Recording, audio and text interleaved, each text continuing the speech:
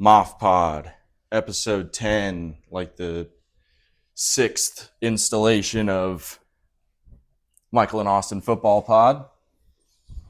We're getting into another week of college football and NFL action. Going to be breaking down the last week of college football and NFL action for you on this one. Yes, sir. So let's just hop right into it with our college football week 12 slate. Starting off, got what we thought could be the game of the week coming into the week with Texas and Georgia. Yeah. And it was kind of like we said, if Georgia was able to put together another full four quarters, they would be putting any team in danger, and they did exactly that to Texas. Yeah, they were able to play all four quarters.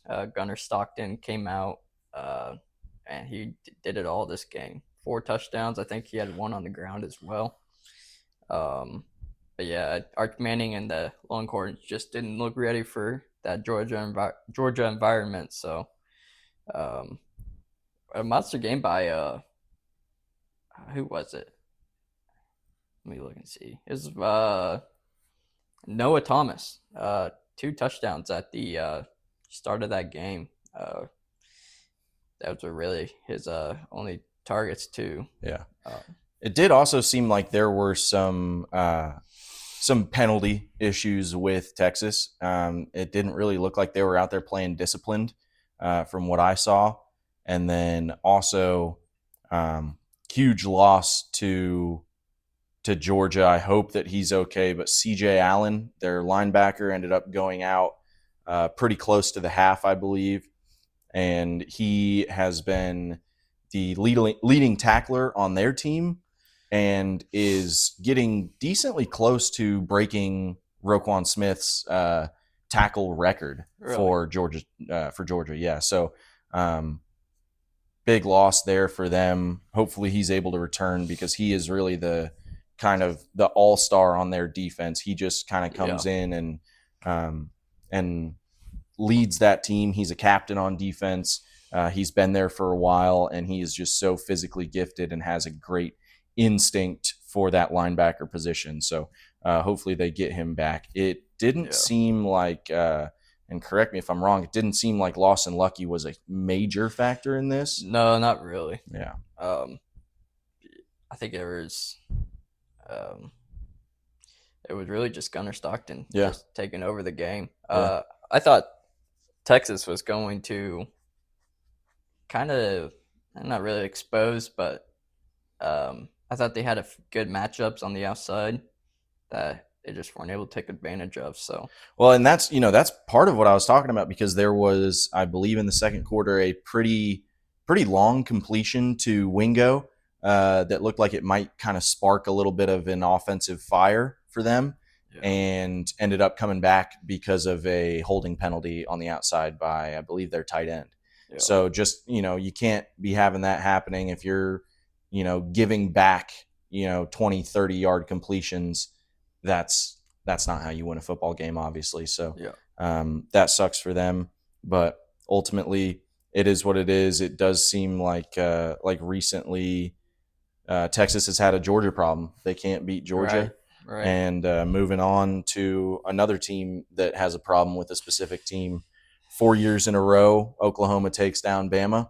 Yeah. Kalen DeBoer's first loss in the black hoodie, and his first home loss in his Alabama tenure. Yeah. Which, I mean, hey, if you're 2 years in and you're just now getting your first home loss, I'm not too mad about that. No, definitely not. Now losing to the same team 4 years in a row, that is. That's a little different. That's a bad look. Obviously, if you watch, you know what would be the difference maker, and that's 3 turnovers in your own territory. Yeah. Cannot have that against this OU team, who couldn't really do anything on offense against Bama when they weren't in our territory. But this performance by Ty Simpson, just it really was very reminiscent of his week 1 outing at Florida State. Yes. It seemed like he it seemed like he almost got in his own head. When he is just out there flowing, I don't think that there's a quarterback in the nation that's better. Yeah. But I think that he's like a 3-point shooter. He needs to see one fall. Yes. Once he sees one fall, he's in his rhythm. Yeah. But and it needs to happen early. For him, I think that he's kind of a front runner of a quarterback. And what I mean by that is like he needs to get out to an early start. And then at that point, once that machine is going, it's just about impossible to stop.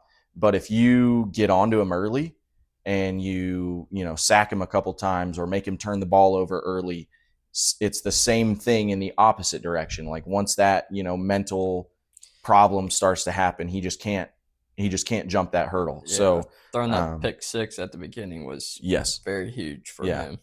And as a quarterback, he is still a very young quarterback. This is his first season starting. Yeah. So I understand that there's going to be a learning curve. There's going to be mental humps that he has to overcome.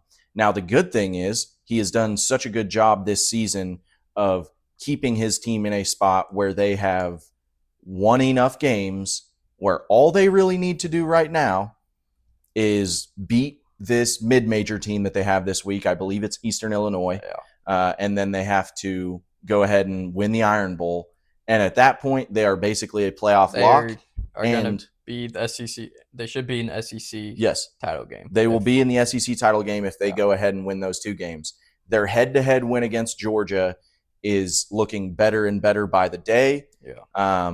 And so they have put themselves in a great position. Don't get me wrong. They got themselves to a point where they had one game to give. Yes. But now you've given that game. Yes. You don't have any more to give. You can't have a hiccup game. The Iron Bowl is a must win. Auburn. This mid-major team is a must win, which, that one I'm not so worried about. But against, a very stout Auburn defense, that's going to definitely come into play. Definitely not as good of a defense and not as deep of a defense as Oklahoma was. Yeah. But I think that that's still two very winnable games, and then go to the SEC championship. And at that point, you're not going to get punished for a loss. Right. So win these two games and you're in. Right. That's basically the outlook on this. Yeah, and that's and this is what OU needed to stay alive. So good win by OU to do what their rival Texas couldn't do, and win a big game to stay alive in the college football playoff. So yeah. So big game. I think that Alabama is starting to wisen up to the fact that they have two good running backs, not just one. Yes. Daniel Hill got more touches in this game. Yeah. He's a great running back, and I think if they keep feeding him, that will usher in some success in the run game. Yeah. And success in the run game for any team that passes the ball a lot is huge because it opens that up. Yes. So if they can just continue to feed him and Jam Miller, don't get me wrong, Jam Miller is still a great back, but you've got two, so use them. When Jam Miller needs a breather, put in Daniel Hill. Yeah. So I coming into this game, we both picked, or you picked Bama plus points, and I picked Bama with an OU cover. I was nervous. I know that our track record against them for the past couple of years is horrible. So that was definitely a game that I knew would be tough. It's just like Kirby Smart. He has an Alabama problem for some reason. When the tide comes a rolling, he doesn't have an answer. Yeah. And same thing with Kalen DeBoer. When Boomer Sooner runs into town, he doesn't have an answer. So until further notice with that game, I'm picking Oklahoma. Until you can beat them, you're going to have to change my mind here. Moving into a little bit of ACC action, you got Clemson at Louisville. Louisville was favored by 3.5. We both took Louisville plus points. Yeah. That one came back to bite us. Clemson ended up winning that game. So what was the tail of the tape there? So the tail of the tape is really just based off two missed field goals by Louisville. I mean, Clemson did everything to try and sell this game. Punter takes a long snap and it's a low snap. He ends up kneeing on the ground, gives a Louisville favorable position and can't get anything out of it. So, yeah, I mean, it wasn't. I mean, it's kind of a slugfest of a game, but basically came down to Louisville kicker not being able to hit his field goals. Yeah, and this is something that we've talked about week in, week out. Having a reliable kicker can sometimes be the difference between a win and a loss. And I know that that's like a very obvious thing to say, but it's especially, down the stretch in the season where you're starting to face some tougher opponents, where you're starting to have some closer games. You need to have a good kicker. And these teams that don't, it's starting to show. So that is definitely, that's rough right there. Yeah. Then moving on to Notre Dame at Pitt. Pitt said that they would be fine losing this game by 100. Kind of a wild quote by a head coach coming into a game. Don't ever want to hear that as a fan base, that your coach is okay with losing. You don't want to hear that as a fan base or as even a player too. Yeah. I mean, you're a ranked team, and you want to be able to prove yourself not just against Notre Dame, but to the college football playoff committee that you want to be legit title contenders. So yeah, coming out saying that, it's a very wild statement. Yeah, I don't know. I think that's unacceptable in the college football landscape. If you're not coming out trying to win a game, then why are you even out there? Yeah. Might as well just forfeit the win to them. Yeah. And obviously Notre Dame goes out there and does what they've been doing. Jeremiah Love had a wonderful game. Yes. 126 yards and a touchdown, right? 147. 147 yards and a touchdown. Off of how many carries? 23 carries. 23 carries. So, I mean, obviously he was putting in work. Yeah. So good to see there. Nothing really to talk about other than that. And then CJ Carr was playing pretty decent, I believe. Yeah, right? CJ Carr had a pretty decent game. 2 touchdowns. Both touchdowns to Malachi Fields. Yep. He had a monster game as well. So yes, indeed. Moving on from that one, we got Iowa at USC. We both picked USC plus points. Iowa came in there and showed that they can run with the big dogs. Yeah, Iowa almost had basically was playing their game like they did against Oregon last week, but USC's offense was able to turn the table, and who was it? Mekhi Lemon had a monster game, 10 receptions for 153 yards and a touchdown. I was just reading a stat. I believe that over the last 2 games, he has 21 targets or 21 receptions, 315 yards or something like that. And I can't even tell you how many touchdowns, but he's been on just a 2-game tear. Yeah. So Mekhi Lemon, definitely a name to watch out for. What year is he? Do you know? This is his junior year. Yeah. So I guess he'll be draft eligible. He could be. Yeah. He's had just broke 1,000 yards on 71 receptions. Oh wow! 8 touchdowns on the season. So definitely a name to be looking for if your team needs a wide receiver. Mark Gronowski, Iowa's QB, goes for the touchdown pass, touchdown run, and receiving touchdown. Yeah. So that's pretty incredible. A little triple crown there. A little triple crown action. Moving on, got Mississippi State at Mizzou. You had a Mizzou win with a Mississippi State cover. I took Mizzou plus points. Mizzou went in there and won in convincing fashion. Mississippi State is still, like we've been talking about, kind of one of those bottom feeders in the SEC. And it showed right there. I don't think that they have the talent that some of these other, top tier SEC teams do. A 49-27 win for Mizzou. They were favored by 7.5. So yeah, and we finally had a Ahmad Hardy breakout game. Yes, he goes for 25 carries for 300 yards rushing and 3 touchdowns. So it's like Mizzou would be a lot better if unfortunately Ahmad Hardy didn't show up in those big games. But glad he was able to. Yep. Ahmad Hardy. I mean, he was their key to a win against was A&M. Yeah, he was their key to a win against A&M, and sadly, he did not end up. I think him with this 300-yard rushing game against A&M, that's Oh, a different story. yeah, that is a totally different story. But and speaking of that one, we'll cover that because we did not end up talking about it in last week. We didn't feel like it was noteworthy, and it turned out to be anything but.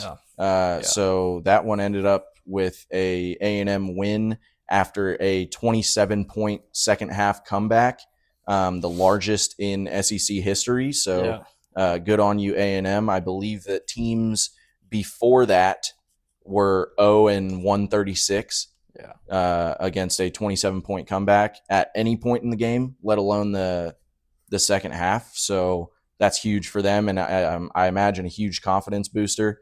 Mike Elko hasn't really had to see his team challenged this year, and he got to see that when they are challenged, they're a team that can stand up and rally and come back. So definitely not something that any other SEC team wanted to see there. I think that A&M laying down right there is kind of, honestly, it's what I thought was going to happen. I figured that, I don't know, this team just really isn't like battle tested. This is going to be their, strongest stretch, was these last, 4 or 5 games. And they've proven that they are, up to the task. Living up to, honestly, living up to that top 3 seed. They burned. And I was kind of suspicious about this one to begin with. That is a South Carolina and a Shane Beamer staple, is to try to come in and ruin some team's season at the end of the year. They tried to do it against Bama last year, or 2 years ago, whichever one it was. They almost tried this year too. They had a onside kick against them and a bunch of stuff go their way. So like that was definitely, I kind of expected at least a give them a run for their money. I didn't expect up 30-3 at half. That was crazy. But I think that a lot of that was due to the fact that they were putting a ton of pressure on Marcel Reed. Dylan Stewart was having a pretty decent game.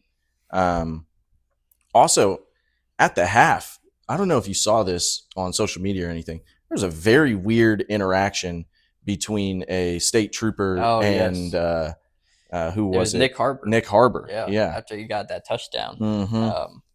That's insane. Also, he got sent home after that. Sent home after that. And then South Carolina forgot that there was a whole second half of football that we played. I suppose. Marcel Reed comes out and throws for 439 yards on 3 touchdowns. Casey Concepcion, another big game, 7 receptions for 158. It's another guy to look forward in this upcoming draft. Definitely a very good game there. USF at Navy. This one did not go how I was expecting at all. Just seeing the way that Byron Brown has been playing all year, seeing the way that USF defense has been playing, I kind of figured that they were a lock to be the G5 team in the playoff, and they had an absolute shootout against Navy. Ended up in a 38-41 win for Navy. So talk to me about this one a little bit. I mean, obviously Brown could have not played a better game if you wanted him to. He was 327 yards passing, 2 touchdowns through the air, and he also had 136 carries for a touchdown. 136 yards rushing. Yes, 136. That'd be crazy, 136 carries. That'd be a friggin' world record. Just carried on every play. 136 rushing yards and 2 touchdowns on the ground. Any turnovers? He had 1 interception. Okay. Which, I mean, I will say, if you look at how the score ended up, that might be kind of the key play. I don't know if they scored off of that turnover, Navy, but definitely that's huge. I mean, if you have 1 turnover in a 1-score game, it's hard not to look back at that and go, hey, is that the turning point there? And honestly, playmaker from Navy was Alex Texa, I think is his name.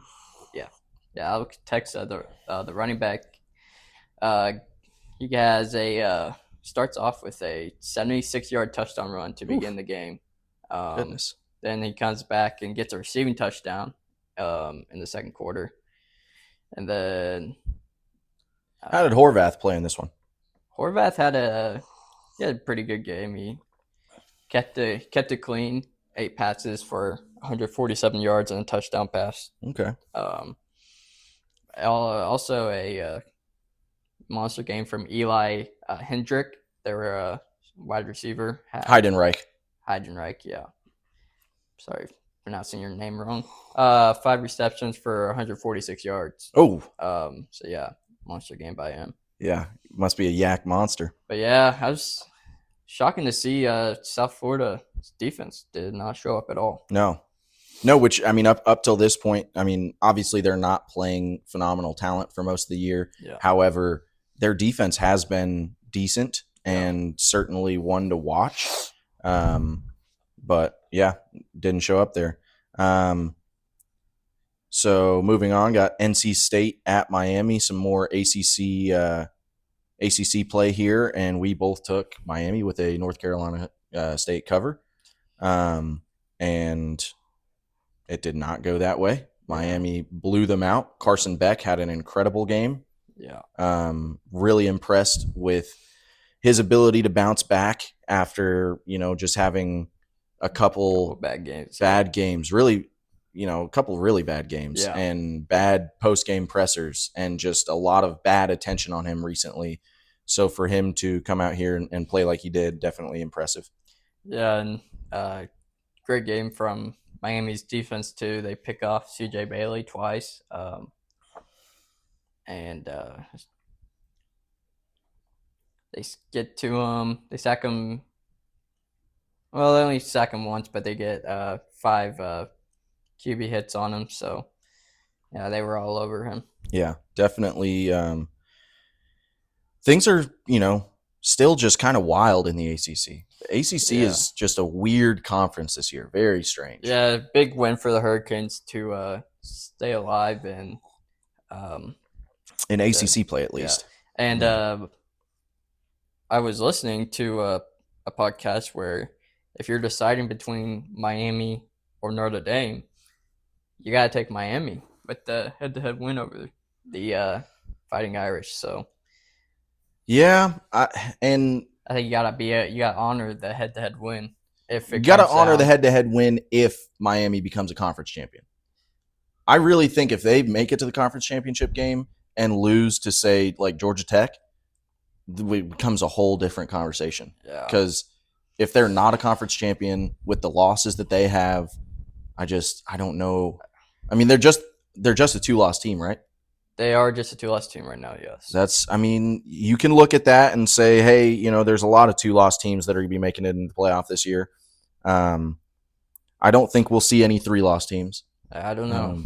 I don't imagine that there's enough space for that. It'll be very tough for the committee for sure. Yeah. But yes, I still will believe that if now this is like obviously a long shot of happening, but if Notre Dame and the Hurricanes are the final 2 to get in, or final team to get in, I should say, then if they're both on the bubble, Notre Dame. If they're both on the bubble, you do have to respect the head-to-head. Yes. Yeah. So moving on from that, we got Arizona at Cincinnati. I called it. I said, hey, things can get a little wild with them Wildcats. And they went out there and, pulled off an upset. Cincinnati was 6.5-point favorites. Yeah. Arizona goes out and wins it. What was the final score on that? It was 30-24. I think Arizona gets a game-winning touchdown drive. Yeah. Yeah. Or sorry, it wasn't a game-winning touchdown drive, but they're able to go up by a touchdown at the end of the game and hold the Bearcats on the final drive. So it's a great game by Noah Fifta. 294 yards passing and a touchdown. Nothing else needs to be said. Brendan Storsby's kind of fallen off since I placed him in my top 5 QB ranking, so maybe that's on me. Still think, talented young player, Yes. and he's got a long career ahead of him. But yeah, definitely he's had a couple subpar Yeah, games. not very good games at Yeah.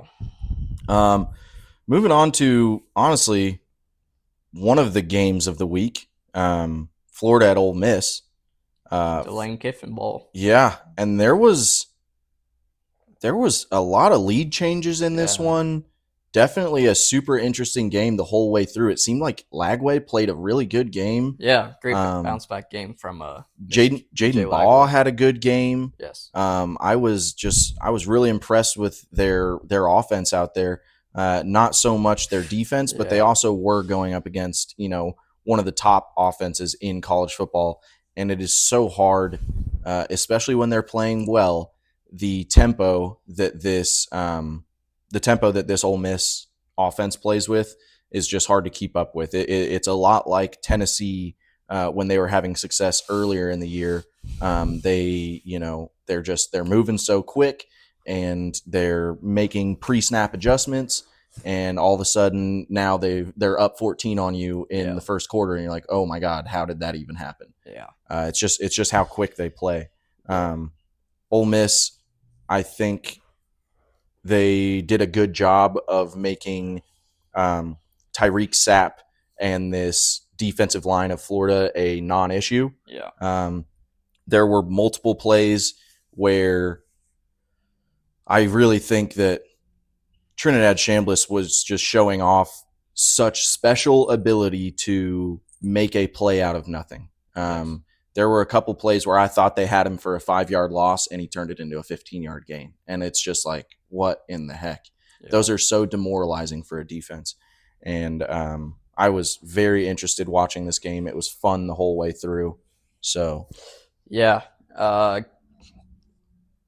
Yeah, Florida's defense just couldn't stop Keywan Lacey. no, Goes for 31 carries, 224 yards rushing. And yeah, Trinidad Chambliss is just a beast as well. So yeah, not much left to be said. Ole Miss, big win for them as well.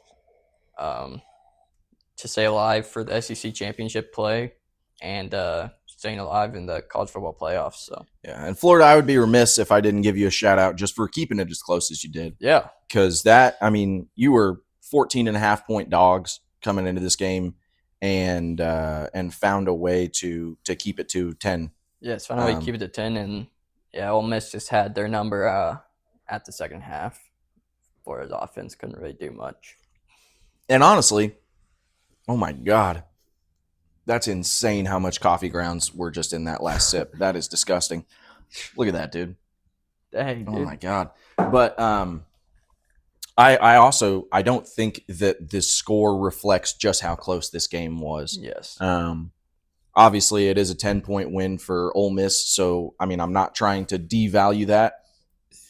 But this game all the way through felt like it was a toss-up of who could win it. Yeah.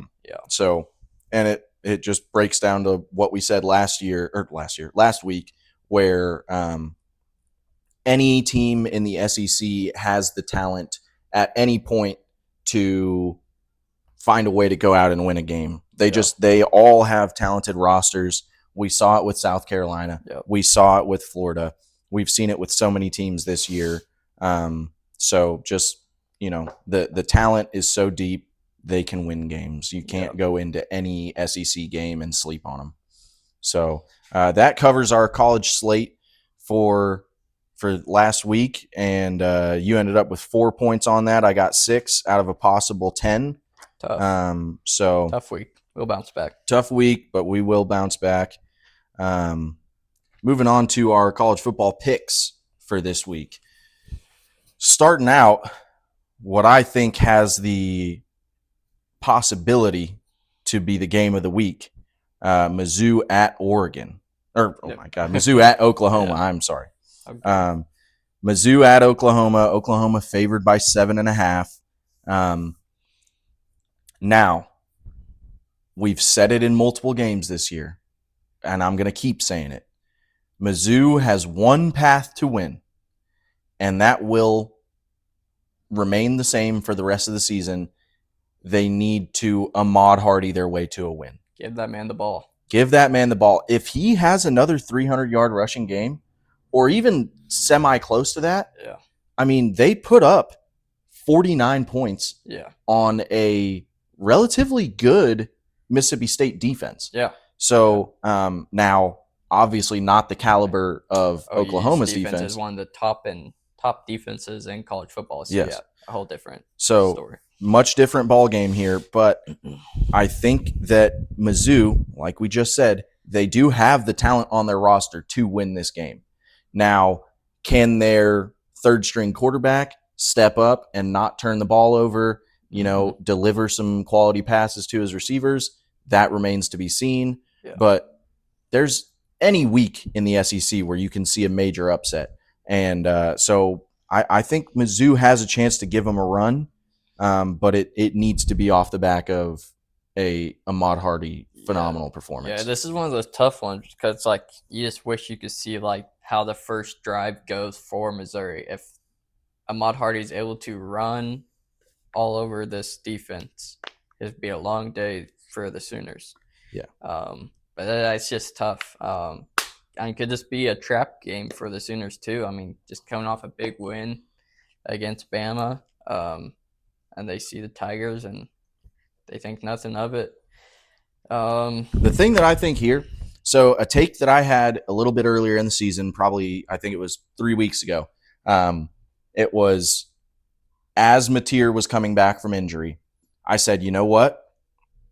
It might not look like it right now, but he is going to get healthier and he is going to become very dangerous again.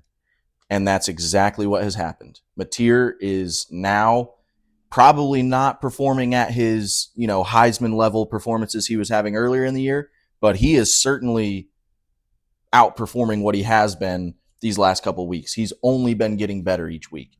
And so if Mateer can play like he has been playing against Mizzou, a team that is demoralized and, out of the college football playoff race, that is certainly something to watch here. Mateer needs to have a good performance.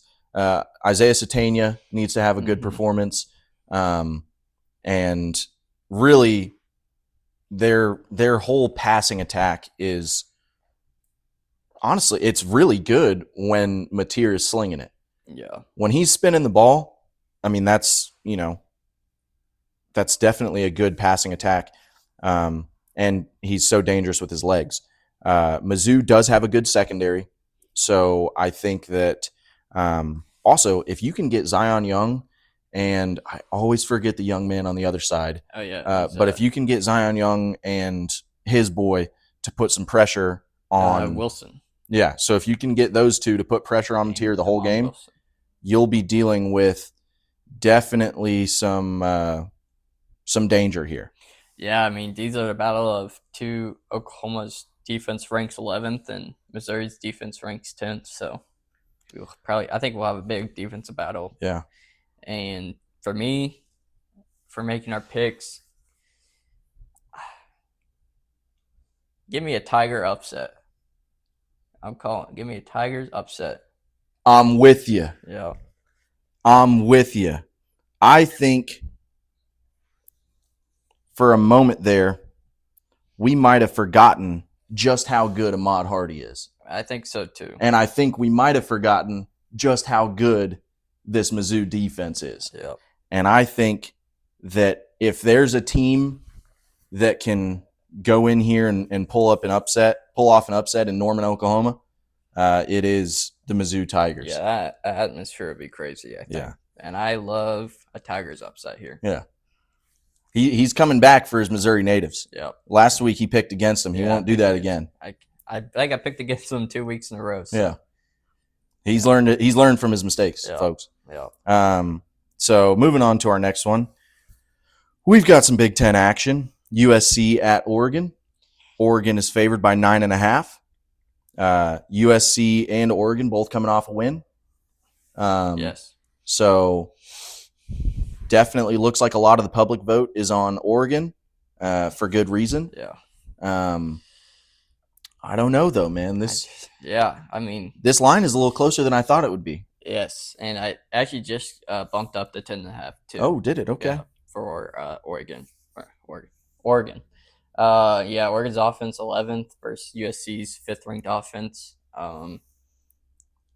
Oregon's defense is the third best defense in college football, though. I think Oregon, statistically, is much better than USC in almost every category. I mean, only allowing 127 yards passing per game is crazy, and obviously that's what USC loves to do.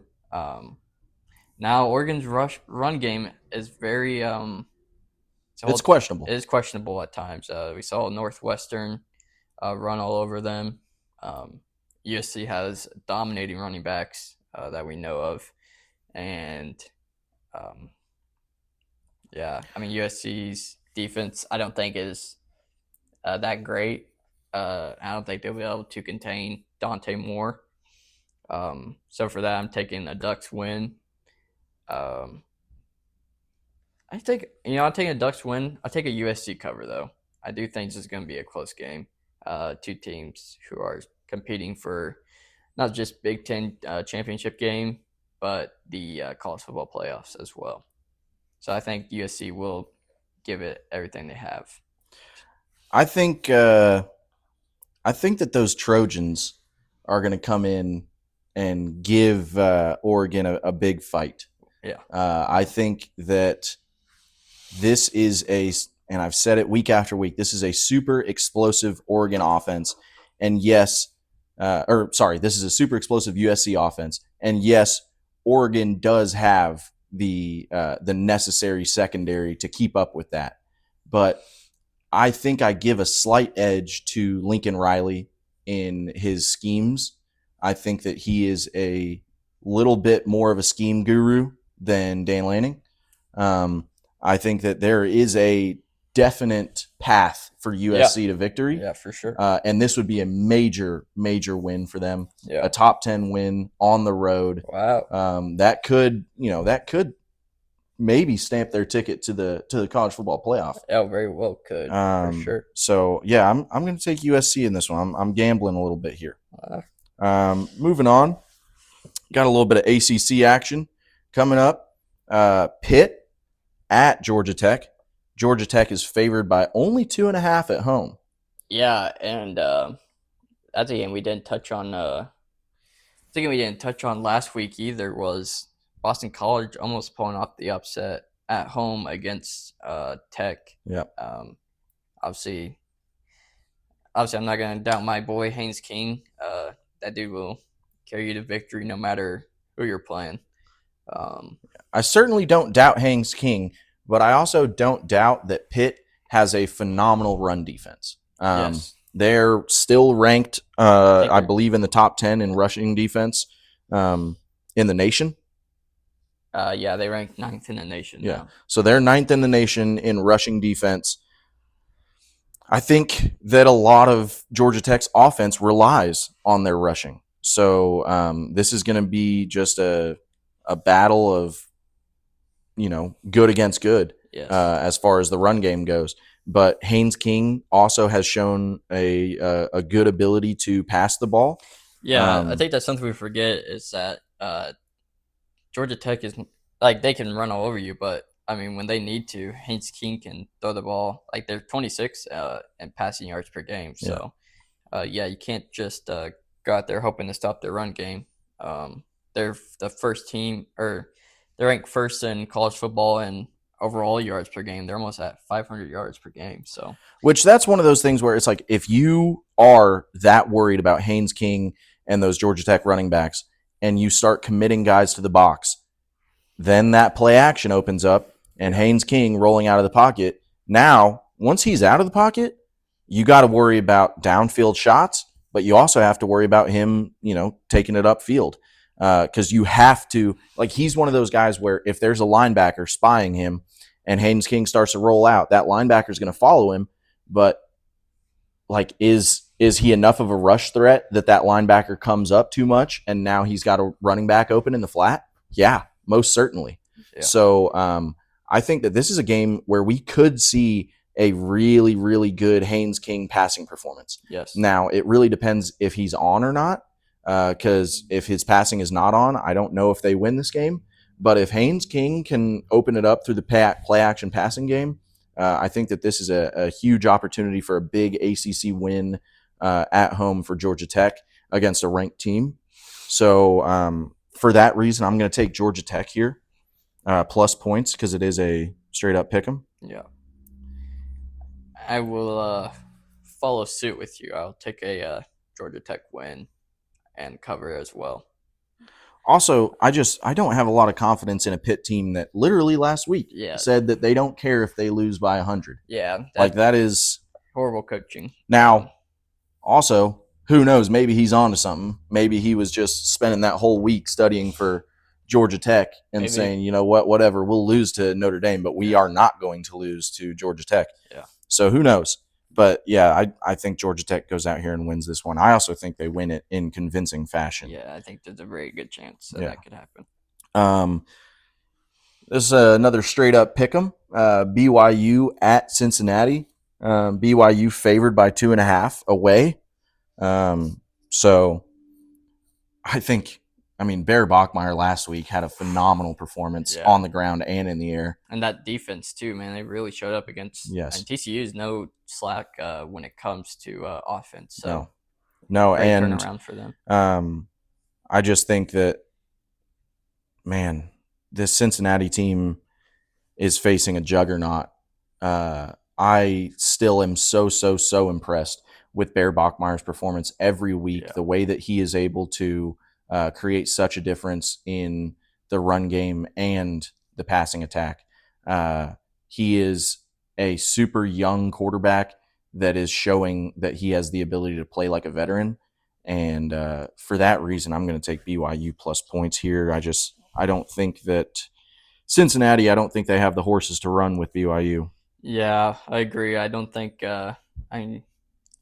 especially after that loss to Arizona, I don't see them being able to defend Bear Bachmeier and the Cougars. Yeah. So I'm taking a BYU win and cover as well. Moving on, a little bit more ACC action. We've got Louisville at SMU. SMU favored by 3.5 at home. Wow. Which I agree. I do think that they should be favored. I think that this is a team that fares well at home. Rhett Lashley at the helm. I think that, Kevin Jennings has been playing a lot more like the player that we saw last year. Yeah. They've gotten some big wins this year. Miami being their big marquee win. And if they can go on and beat Louisville, man, that would be huge for them in the ACC conversation. Yes, absolutely. SMU is one of the teams who, especially a few things go their way. I mean, Pitt loses this game against Georgia Tech, like we think they move above them with a win here against Louisville, and if Virginia manages to drop a game, then they're the second team in the ACC championship game. So a lot to be played for if you're the Mustangs. And if we're just comparing these two teams, one team was able to not really dominate, but they put a pretty good beat down on Clemson. Obviously, we saw Louisville wasn't able to do that. Granted, some missed field goals, like we talked about, cost them. But yeah, I think with the way that this SMU offense is playing right now, I think it's going to be very hard for Louisville to win. So I'm taking an SMU win and cover in this game. I am as well. And that is one of the picks I feel more confident in so far. Yeah. Moving on, we got a little bit of Conference USA action with our local Missouri State University Bears facing off against Kennesaw State or Kennesaw. You're at Kennesaw State. Is it? Oh, my bad. Yeah, you're good. But it is Kennesaw at home, favored by 6.5. Missouri State has been playing well, and they have everything to play for here. Yeah. I mean, this is their chance to go up in the rankings of Conference USA. Yep. Um, Both teams are right outside looking in of the Conference USA title game right now. Yes. So obviously, I do not feel like Missouri State controls their own destiny in Conference USA. However, they can do everything that they can to make it close. It's just been so impressive, their performance this year as a whole. I think that Jacob Clark will be an X factor in this one. I think that their defensive backs have been playing good. I think that J.J. O'Neal will also be a factor. And for that reason, in this one, I have not bet against them, and it has helped me. So I'm going to go Missouri State win here on the road. And Kennesaw State is coming off of a loss. Yes. Yeah, they're coming off a loss to the number 1 team in Conference USA, Jacksonville State, where they only lost by a touchdown. So, yeah, I mean, I don't know where to go. Unfortunately, I think I am going to take a Kennesaw State win here and cover. I think they win by a touchdown. Wow. I'm sorry, Missouri State fans. I guess he won't ever learn his lesson here. I won't learn my lesson. Goodness gracious. Who knows? Maybe it'll pay off. Maybe this time it could pay off. All right. We shall see. Moving into some more SEC action, we've got Kentucky at Vanderbilt. Vanderbilt favored by 9.5 at home. A little bit lower line than I figured it would be going into this one. Seems like most of the public vote is on Vandy. Yeah. But I don't know, man. I mean, Kendrick Law, this Kentucky team, they've shown me some flashes. Yeah. I really think that it is quite possible that they explosive their way to a win. However, Vanderbilt, the way that they've been playing, the way that Diego Pavia has been playing, they are another team that has everything on the line. Yes. They need to win out to have any chance at the college football playoff. Agreed. Another team that does not control their own destiny, but they're trying to make it a tough decision for the playoff committee. Yeah. So, because Vanderbilt's only 2 losses have came by Alabama, who's still a top 10 team, and Texas, who I believe is still a top 15 team in college football after this week. I don't remember. I don't know. After that third loss, they might have dropped out of the top 15. Maybe. But either way, they're still like 2. And I am in favor of it matters when you play them. Yes, for sure. And when they played them, they were a top 15 team. So, yes. To me, you're still correct. I think that is a win that should be looked at favorably. So, yeah, I told you right here, Vanderbilt's playing for a lot. And I think being the home team here, if this game was at Kentucky, I would definitely be questioning Vanderbilt's chances of winning. But playing at home with a lot on the line, I'm taking a Commodore win and a cover. I think they kind of go out and dominate and show the committee why they still deserve a look at for getting into the college football playoffs. I think Vandy will win this one. However, I don't think that the Wildcats should be slept on. Yeah. So I'm gonna add a Kentucky cover. Yeah, I can totally see that happening too. It will be it'll be one of those things where you don't know until you see it. Vanderbilt, like I said, Vanderbilt could come out and just dominate. Yes, and I would not be surprised by that. Yeah, the same way Kentucky could come out and they kept it close with Auburn. We saw they were able to, sorry, not Auburn. They go out. Sorry, I meant to say they dominate Florida. And we've seen Florida be able to contend with some of the top teams in college football. So, yeah, a game could go either way. Be pretty exciting to watch. Yes, absolutely. Moving on from that one, we've got Tennessee at Florida. Tennessee is only favored by 4.5. They don't look like the same team that they were at the beginning of the year. Yeah, Joey Aguilar had a pretty not a pretty disgusting game against New Mexico State last weekend. Yeah. I think he threw like 2 or 3 picks. Yeah, he's putting the ball in danger quite a bit, Yeah. which is something you do not want to do against this Florida D. I think that it's funny. We're seeing two teams that look nothing like they did at the beginning of the season in very different ways. Yeah. Tennessee looks a lot worse, and Florida has been trending upwards for the whole back half of the season. I think that it is very possible that Florida comes out of here with a conference win.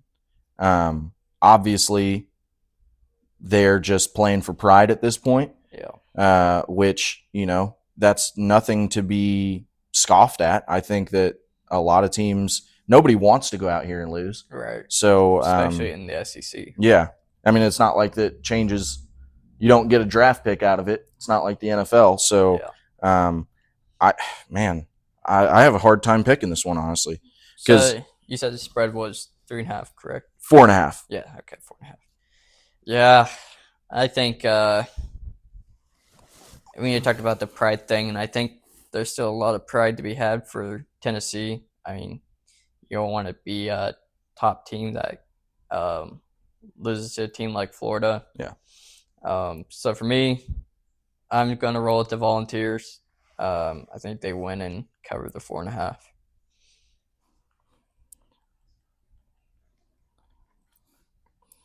I think that Joey Aguilar has been playing with fire a little bit too much. And I think it might come back to bite him in this Florida game. I think that DJ Lagway has been playing really good ball as of late. Yeah. I think that Jaden Baugh is a huge X factor in any game that he plays in. Yeah, if Florida wants a chance to win, then Jaden Baugh is going to have to. But for that reason, I am taking Florida in this one. Oof. That up-tempo offense that Tennessee likes to play is, I think, not going to work well against this Florida Gator defense.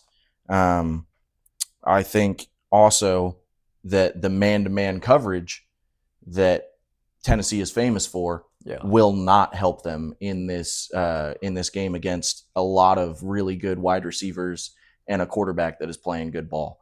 So, I think Florida, and I also think that not Jaden Baugh. I think that DJ Lagway's legs might come into effect.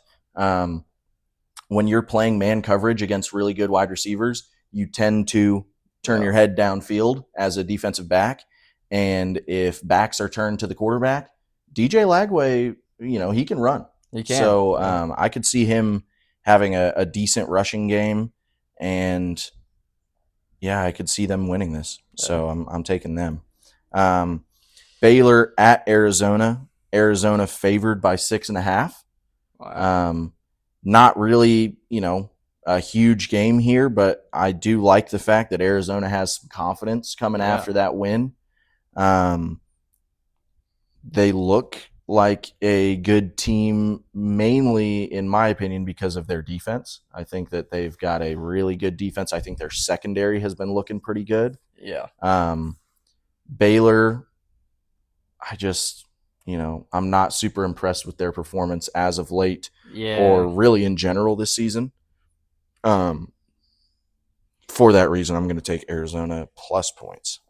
Yeah, I do love Sawyer Robertson. He's thrown for 3,200 yards and 29 touchdown passes. I also like Arizona. I think they're much better coached, and all around they do have the better team. So for me, I will take an Arizona win and cover as well. Yeah, I do like Sawyer Robertson. I think it could be a good game. He's such a big physical dude too, He is. And he's just out there slinging it. He is out there slinging. They do love throwing the ball a lot. Yeah. Moving on to our final game in the slate, really kind of just trying to find picks. It's not a great it's not a great week for college football. There's going to be a couple good games, but I think that the majority of these are going to be not great. And there's a lot of good teams facing off against mid majors or stuff like that. So I'm not super excited for this week of college ball. But Arizona State at Colorado, I don't even know who to pick in this. They both have been super underwhelming this year. I don't think it's hard. I'm picking Arizona State to win and cover 7.5. And you know what? Just because I don't even want to talk about this one anymore, I'm picking that as well. I have not been impressed with Colorado. I haven't been impressed with Caden Salter. I haven't been impressed with much going on in the Boulder area. So yeah. Fortunately, this is not a good Colorado team like many were thinking. And I think that there is a possibility that this is the last year of the Deion Sanders experiment I down think there so in Boulder. Too. Pretty good chance. Yeah. So that wraps up our college football segment. Moving on to some NFL action from the last week. You know what? Just tell me a game that you want to cover real quick. For NFL. Tell me a game that you watched and you know a lot about and that you'd like to talk about. Let's talk about the Thursday night football game. Okay. I think a lot came out of it. Travion Henderson finally gets the start. Man, did he not disappoint. He goes 3 total touchdowns, 2 on the ground and 1 in the air. Drake May continues to look like an MVP. Obviously, Patriots win 27-14. Justin Fields, we just heard, or I guess if you haven't heard, Justin Fields will be benched for Tyrod Taylor this next game. I don't know. Honestly, this isn't on him. Like, obviously, the Jets trade away basically their whole team, and they lose Garrett Wilson, their top receiver. So, I mean, it's hard to really blame the guy.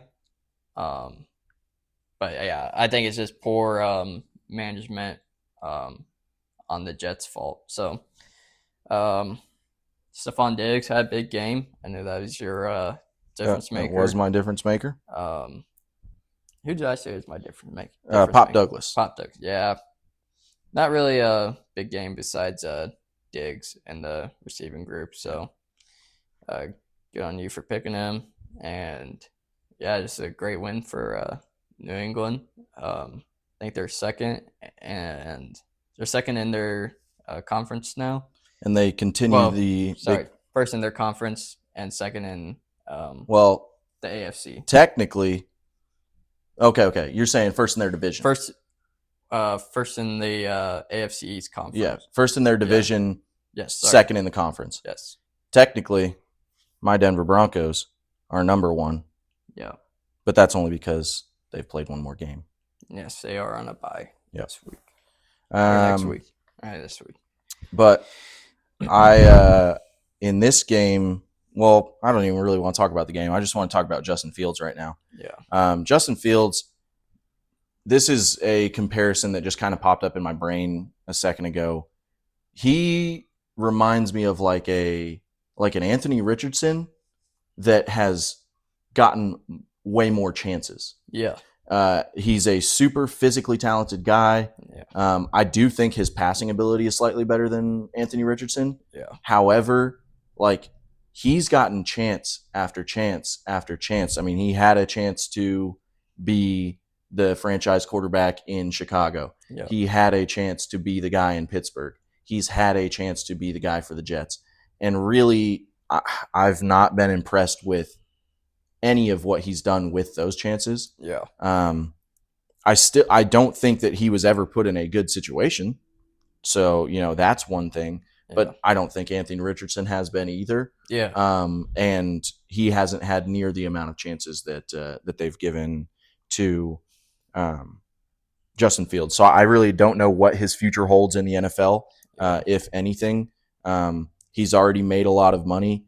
I wouldn't be surprised if he's one of these guys that we see with an early retirement or I ending up being a career I backup. think he'd be a very solid backup to have. I Yeah. think any team would be pretty lucky to have him as a backup. So if he's not starting somewhere, then yeah, I think he definitely has a spot on the bench for a Yes. lot of teams. yes, So I could see him being either a career backup or a guy that ends up with a little bit of an early retirement. yeah, Moving on from that one, we've got Commanders at Miami. Miami was favored by 2.5 in this one.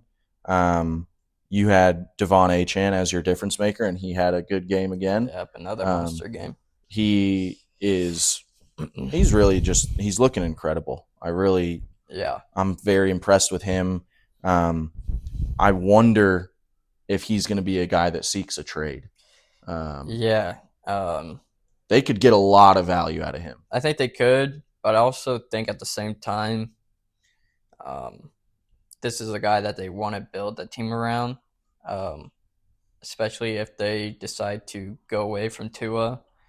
To have him as your, or if they, yeah, no, sorry. Basically, yeah, this is a guy that they want to be able to give their next quarterback. He's a great check down option. He can take a lot of screen passes to the house. Yeah. Um, but I did see the other side. I mean, they do have Ollie Gordon, who has been really coming along. Ollie Gordon's incredible. He's young. He's young. And the thing about Tua that it's so hard to figure out is Tua, he's a guy that has led the league in passing before. He is not a slouch. Like, I know that he has had some really down years as of late, but he is still so talented. He is a good passer. Some of his concussion injuries have certainly been a worrisome factor about him. But when he's on, he's really on. Yes. He is a guy that can go out and basically win you a game. I don't know if they go away from him anytime soon, especially with the amount of money that they're paying him. Yeah. Now, if you got some really good value out of Devon Achane and just surrounded Tua with really good wide receivers, we've seen what that can do for you when he had Tyreek and Jalen Waddle when they were really healthy, and when he had a really good passing attack, when Gesicki was there and doing well. There was, it wasn't that long ago where they put up 72 on the Broncos, where Tyreek had 200 in the first half. True. So we've seen what he can do with impressive wide receiver cores. I think that it would be worth exploring trading Achane, hopefully getting a lot of value for him, and especially in this upcoming draft with the amount of wide receivers and really good wide receivers that are going to be coming up. I don't know. I think that's an avenue that I would at least explore if I'm the Dolphins. Yeah, be very interested to see how the Dolphins manage their team. Because obviously, Mike McDaniels is still on the hot seat for the end of the year, and I think Dolphins are playing for a lot. Mostly, I think they're playing a lot for him too, and I think we could see the Dolphins not necessarily like win enough to go to the playoffs, but I think they're gonna. They're what, 4-7? Yeah, I could see them battling their way to a wild card spot. Yeah, I mean, they would basically have to win out. Yeah, they'd have to win out. I think they have one more to give. Yeah, maybe the one team like they could beat out would be like the Jaguars. Yeah. Other than that, that's like really their only chance. But yeah, I think this is a team that still like really wants to play for their coach, and I think we're gonna see them kind of make a run, but fall just short of the playoffs. I could see that. Moving on, we've got Panthers at Atlanta. Bryce Young, what got into you, man? Almost thrown for 500, just having an incredible game. Super impressed with his performance. He's starting to look like what we all thought he could be. Look like that MVP Bryce Young from Bama. Yeah. little Heisman winner. Yeah. There's a reason why he won the Heisman, man. He's not a bad quarterback. He's not a bad quarterback. Finally got some weapons at his disposal now. Yes. Especially with old T Mac. That, and with Uncle Rico being able to take a little bit of pressure off the passing game, because they do have to commit to him as a threat in the run game. That is huge, man. And this is one that I was very surprised that the Falcons were not able to pull off a win. I think that they had every chance to. I was very impressed with Bijan. Finally, they gave him some red zone carries, let him get in the end zone. And I picked Algier as my difference maker because I thought that they would do what they've done every week and let Bijan take them all the way down the field and then go, hey, I know that you got us here, but let's hand it to Algier and let him score. But Bijan did a great job.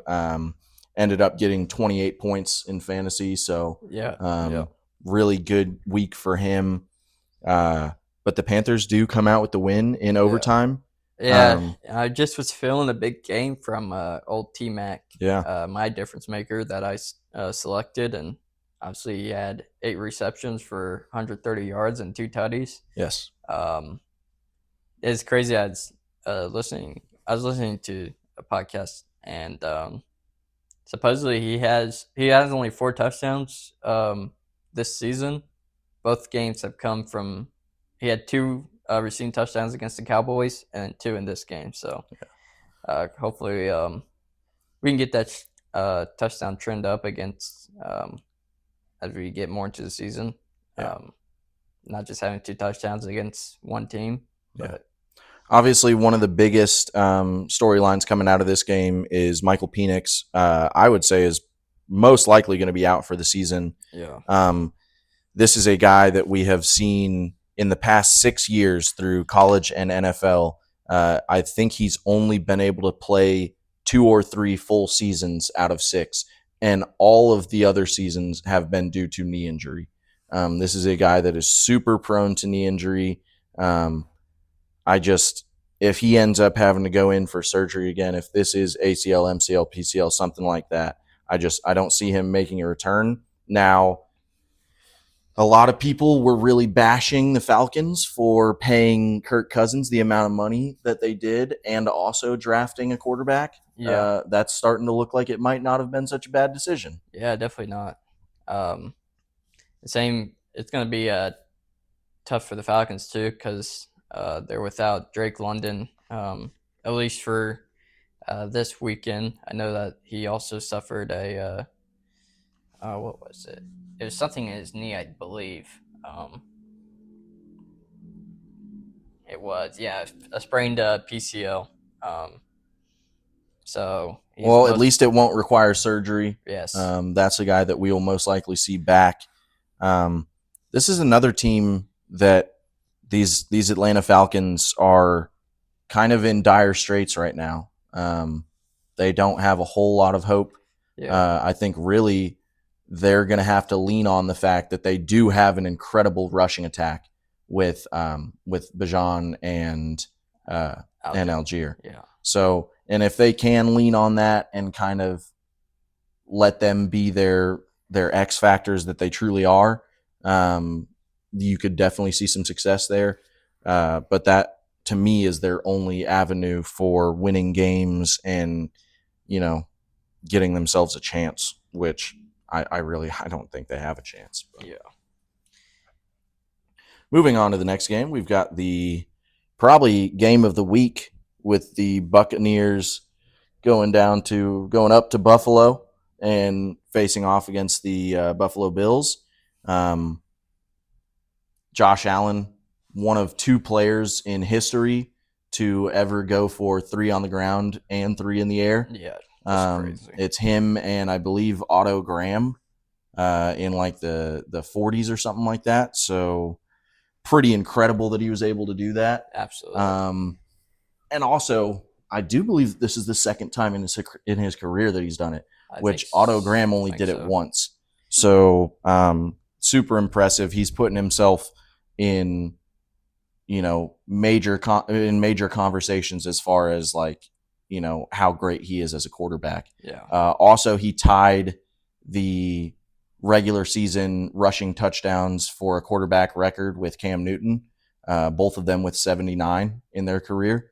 And I don't think that'll be the last one that we see this season. So No, he's I don't probably think going to so. break that record and be the quarterback with the most in-season rushing touchdowns. So good on him. Very impressive. The Buccaneers looked good. Baker Mayfield looked good again. Yeah, Baker Mayfield looked all right. I Yeah. think the leader of the Buccaneers was Sean Tucker. Yep. He had 2 touchdowns on the ground, 1 in the air. But here's a shocker for you. The leader for, could you guess the Bills' leading receiver of this game?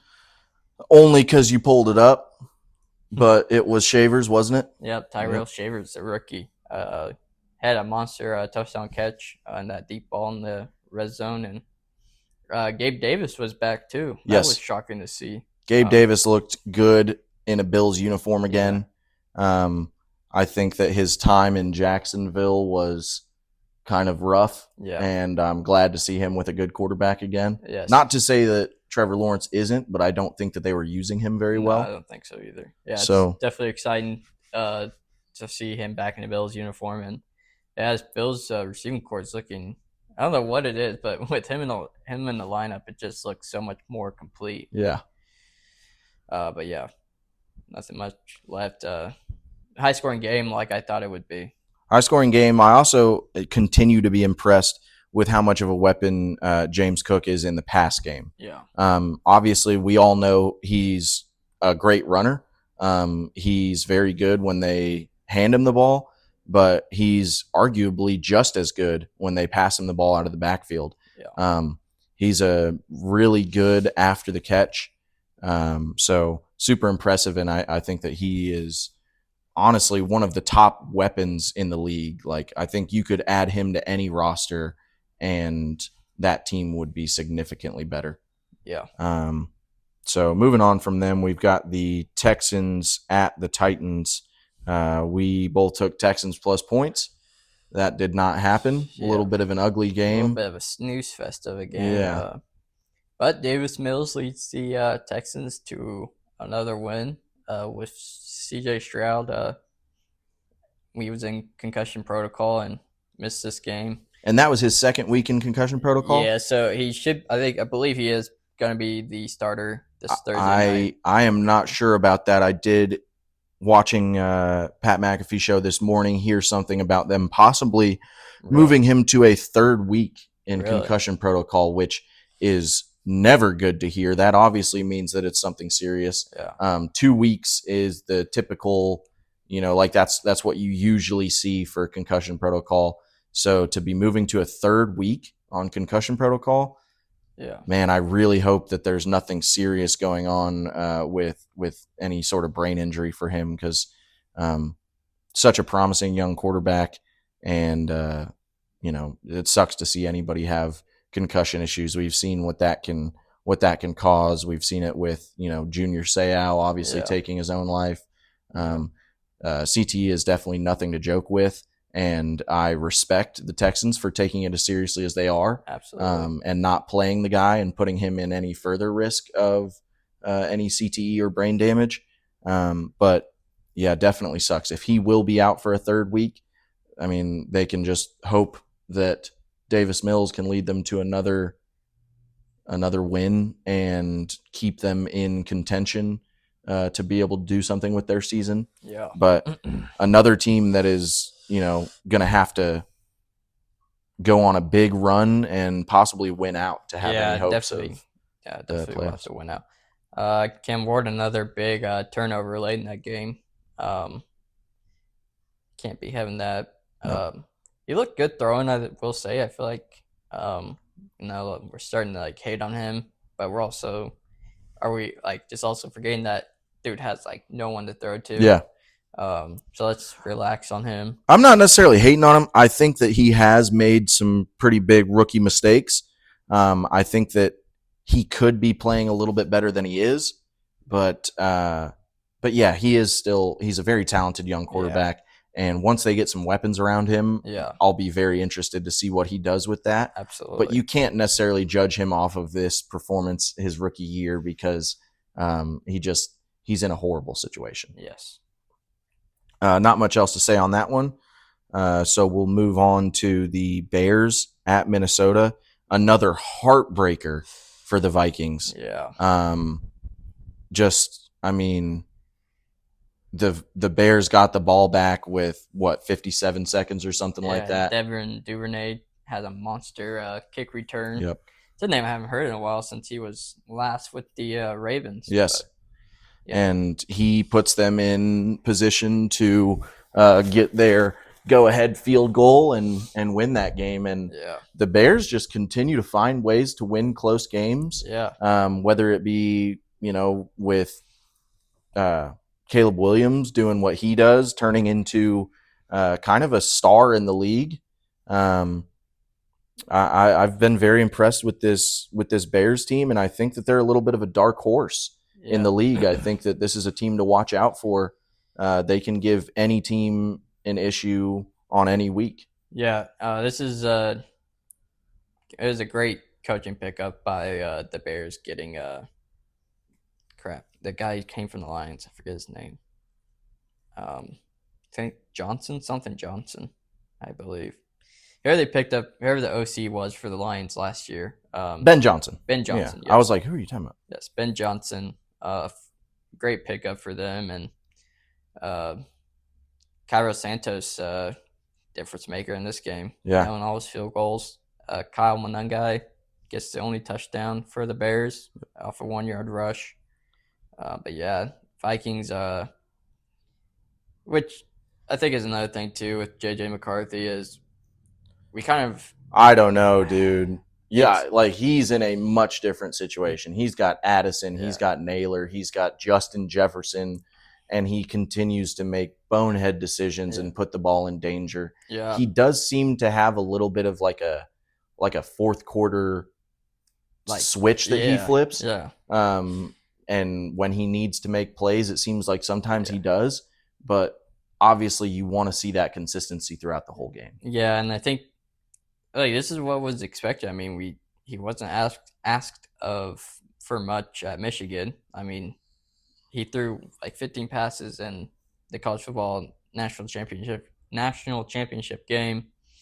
So, I mean, I think this is what you're going to get. Like, I don't really know like what improvement there is for him. Yeah, I don't think that he has any spectacular arm talent. I think that he does have a good mentality. I think that he's a good leader. That's what a lot of the Vikings team has said, is that he's a natural leader. Yeah. I think that he is a good player, but I don't think that he's anything more than a game manager. Absolutely. Moving out of that one, Packers at the Giants. Packers go ahead and win it. They do not cover the spread, which was 7.5. Yeah. Half a point off. Won it by a touchdown. Yeah. A lot closer game than I thought it would be. I thought the Giants are without their quarterback, their running back, their top receiver, and Jameis Winston's able to come in and make it close. How about him taking a QB sneak for 10 yards? That's just crazy. But yeah, I mean, this Packers offense, I don't know what happened, but they've really hit a wall, kind of, so to speak, with their passing. It seems like, I mean, it's better than what we've seen, but and I think that we might have been undervaluing the loss that they took with Tucker Kraft. Yeah. That it is such a safety valve for quarterbacks to have a good tight end that they can count on to dump the ball off to for 5 or 6 when they need it. And with Tucker Kraft, it wasn't even 5 or 6. Sometimes he was getting 30, 40-yard receptions. Yeah. He was really a difference maker. So to lose a super good weapon like that in the passing attack, any team's going to suffer. But you're right. They have hit quite a wall on offense. their defense is still playing really good, Yes. and that's what's been keeping them in games. What should I say my difference maker was for this game? Your difference maker was Josh Jacobs. Well, that's unfortunate. Josh Jacobs went out with an injury, and backup Elijah Wilson, I think is his Emmanuel Wilson, comes in and he picks up a touchdown. He's a leading rusher, so yeah, I think Josh Jacobs is out for. I think he's out for this weekend already. I don't remember what injury he had. Which obviously a star running back like that, you don't want to mess with any sort of knee injury and put him out there before he's ready. Yeah. So I definitely understand if they're moving him to an injury designation. So it was reported that he did avoid a major injury and will not require surgery. So That's he is good. questionable now. I wouldn't be shocked though if, like I said, they hold him off this weekend. I think it would be. I think that would be the smart move. Wise move, yes. Who do they play? I think they play the Bears. Okay. So I mean, definitely a game that they'd like to have him for. Yeah. But yeah, I just don't mess with that injury. That's I think that would be a dumb move. He's been so good for them. Obviously, another Alabama running back. But yep, moving on to what? No, I said moving on. Okay, yep, moving on to Seahawks at the Rams. Sam Darnold has his third career game with 4 or more interceptions. Obviously, you don't want to be in that category. Yeah. He currently leads the league since 2024 in interceptions. That's another stat that you do not want to be the leader of. Yeah. Just definitely not a great game for him. Still very impressive that they were able to keep it as close as they were with that atrocious performance. You end up with a 19-21 loss against the Los Angeles Rams, who have been looking like a little bit of a juggernaut over there in that NFC West. Yeah, Matt Stafford respectfully is at the top of MVP voting. I mean, I think he's 27 touchdowns, just 2 interceptions this season. So, yeah, I mean, being able to find ways to win in big division games like this is a sign that you're a real Super Bowl contender. Yep. And, yeah, the Rams have been able to win in many ways. So, and for the Seahawks, like you're saying, it's impressive whenever you're able to only lose by 2 with your quarterback throwing 4 interceptions. Yes. I think that speaks to how good this Seahawks defense is, and it'll be fun whenever these two teams play each other again. And this is obviously we've covered a couple games now where there's teams that really just don't have any hopes. Even with this loss, the Seahawks still are in great position. I think that the thing that's difficult is it is a divisional rival that they just lost to. Yeah. That sucks. However, they are still really in a great position to make a run at the playoffs and make a deep run if they can avoid any more performances like that from Sam Darnold, because up to this point in the season, he's also been playing phenomenal. Yes. So definitely not a team to count out, not a guy to count out. We've seen what Sam Darnold can do. To me, it is so crazy. And this is going back to the Vikings a little bit. They have mismanaged the quarterback position so horribly.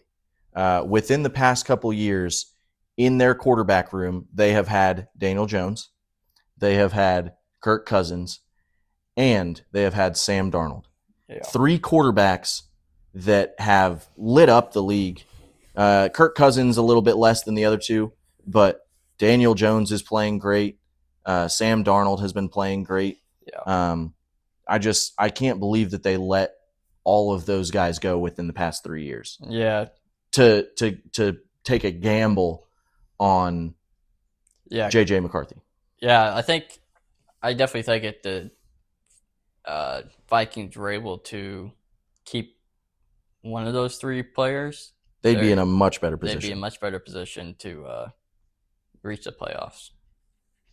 Um, yeah, ready for the next game if Yep. you are. Yep. Moving on, 49ers at Arizona. We both took 49ers plus points in this. That did end up being the case. A great game by Kittle. 2 Yes. touchdowns. I don't know what his yards were. 67 yards on Six, 6 six, catches. seven, six, seven. But 2 touchdowns, 67 yards, Yeah. and just a really dominant performance, showing another reason why he is the, probably, One of the best tight ends in I the league. would say the best. Yeah. Kelsey doesn't look like he should. Yeah. Brock Bowers doesn't look like he Brock should. Bowers, I probably still, like, if we're selecting a tight end to take right now, I would definitely still probably take Bowers over Kittle. But, I could see those two 1-2 very easily. Yeah. Sorry, Brock Purdy. I had a very bad take last weekend. This is your team. He throws 3 touchdowns for 200 yards. Christian McCaffrey had a monster game too. He had 2 touchdowns on the ground and 1 in the air as well. Which the Niners have put themselves in a great position for the offseason. Yeah. Because look at how much value they just added to Mac Jones. Yes. With what he did in his stretch of games where he was starting, he was probably a guy that you couldn't trade for much. Yeah. And now he's a guy that you can trade for a lot. Yeah. He showed his talent. He showed that he can still be a good passer in the league. He looked like he did when he was a rookie on the Patriots. Yes. So this is a guy that has been a Pro Bowler and has shown that he can win games for you. Mm-hmm. So ton of trade value there. And also, I wouldn't be surprised if they just hold on to him. Yeah, that's another guy who would be a really great backup to have. Yeah. So honestly, not a whole lot else to say in that game other than the fact that Jacoby Brissett did set the NFL record for completions in a game with 47. Pretty incredible. Yeah. Actually, I don't think he set it. I believe he tied it. But still, 47 completions in a game is crazy. Yeah. That's talk about a guy that was laser focused. Talk about a bad sign that if you're throwing the ball 57 times and you're not doing something right, though. Yeah. But Michael Wilson comes in and has a monster game for 15 receptions for 185 yards. So big fantasy numbers for those two. And you never want to see your team lose a game 22-41 where your quarterback passed for almost 500 yards. Yeah. That's crazy. Yeah. That's absolutely crazy. But moving on, got Ravens at Cleveland. We both took Ravens plus points. That did not end up happening. Ravens did win the game, but not in very convincing fashion, especially against a Cleveland team that has been not looking very good. Once again, it's a defensive show for the Browns, and unfortunately, it just wasn't able to pay off in the end. Myles Garrett gets 4 sacks. Carson Schwarzenegger, the rookie from UCLA, he's the defensive rookie of the year favorite right now. Not even close, really. But Derrick Henry is able to get into the end zone finally.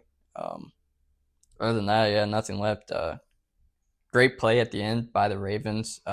Looking like they're going to do the tush push with Mark Andrews, and they do a bootleg, and it's wide open, and he gets the last touchdown. I got to say, I didn't know that Mark Andrews could move like that. That was impressive. He was fast. It was an impressive play. Great play call at the end there. Yeah.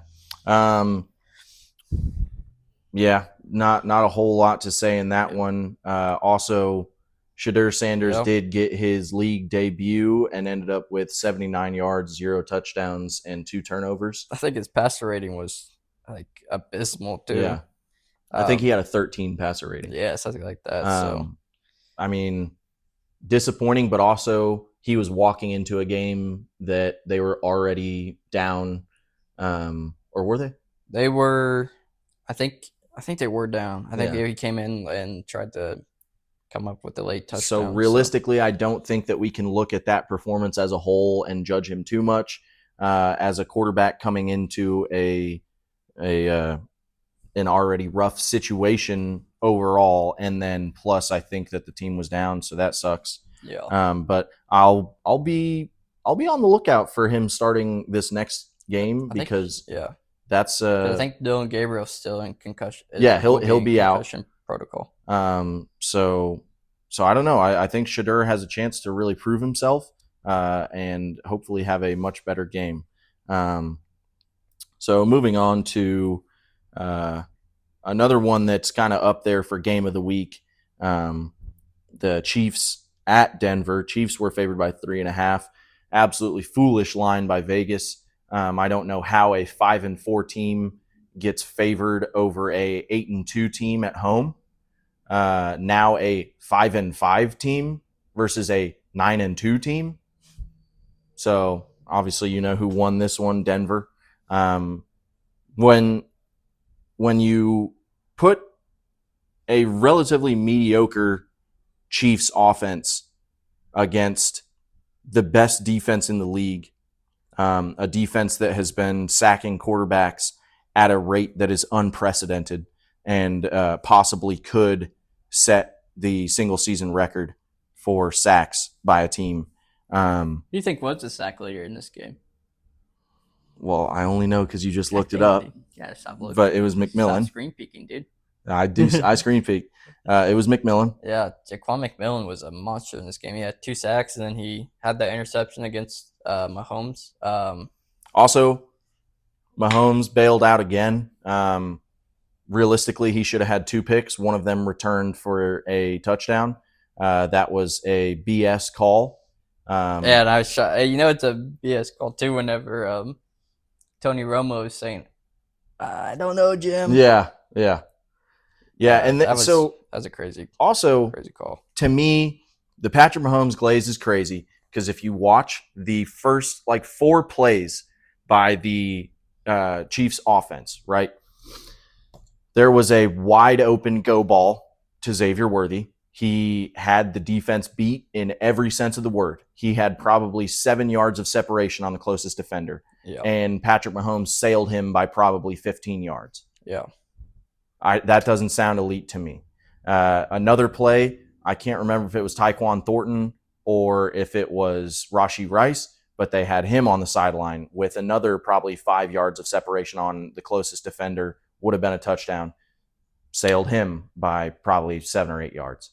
So, those are 2 touchdown plays that were just straight up missed by Mahomes.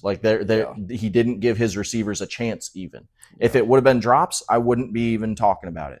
But they were just balls that he didn't give anybody a chance at him. Yeah. So I will say it was Travis Kelce had a pretty great game, and he becomes a triple crown leader for the Chiefs after his touchdown, which were bad. Talanoa Hufanga, who was one of the best safeties, just completely whiffs on the tackle. Yes. Which is crazy to see, but it's uncharacteristic of him. He is a great tackler, huge offseason pickup from the Niners. Yes. And great safety so far for the Broncos. I'm really impressed with the way he's playing. He reminds me a lot of Polamalu, especially with that hair and him being an Islander. Yeah. So that's huge. But, I think just great game overall by Bo Nix. Yeah, it's a great game by Bo Nix, especially on that last drive. Beautiful pass to, I think it's Pat Bryant. Is there Pat Bryant or I believe Troy so. Franklin? Yeah. But great back shoulder throw. And, Will Clutch comes up again. Yep. They made it a little stressful, I got to admit, because it was 19-19, and a couple years ago, or last year, I can't remember, it was a very similar situation. The Broncos had the ability to take down the Chiefs in season and got a field goal blocked, I believe, on the same yard line. Yeah. So I was watching that with a lot of focus and intent because, God, if that would have happened again, I might have I don't know what I would have done, but it was stressful for a second. But they come out with the win, advance to 9-2, currently the best record in the AFC. and looking like a true powerhouse. Yes.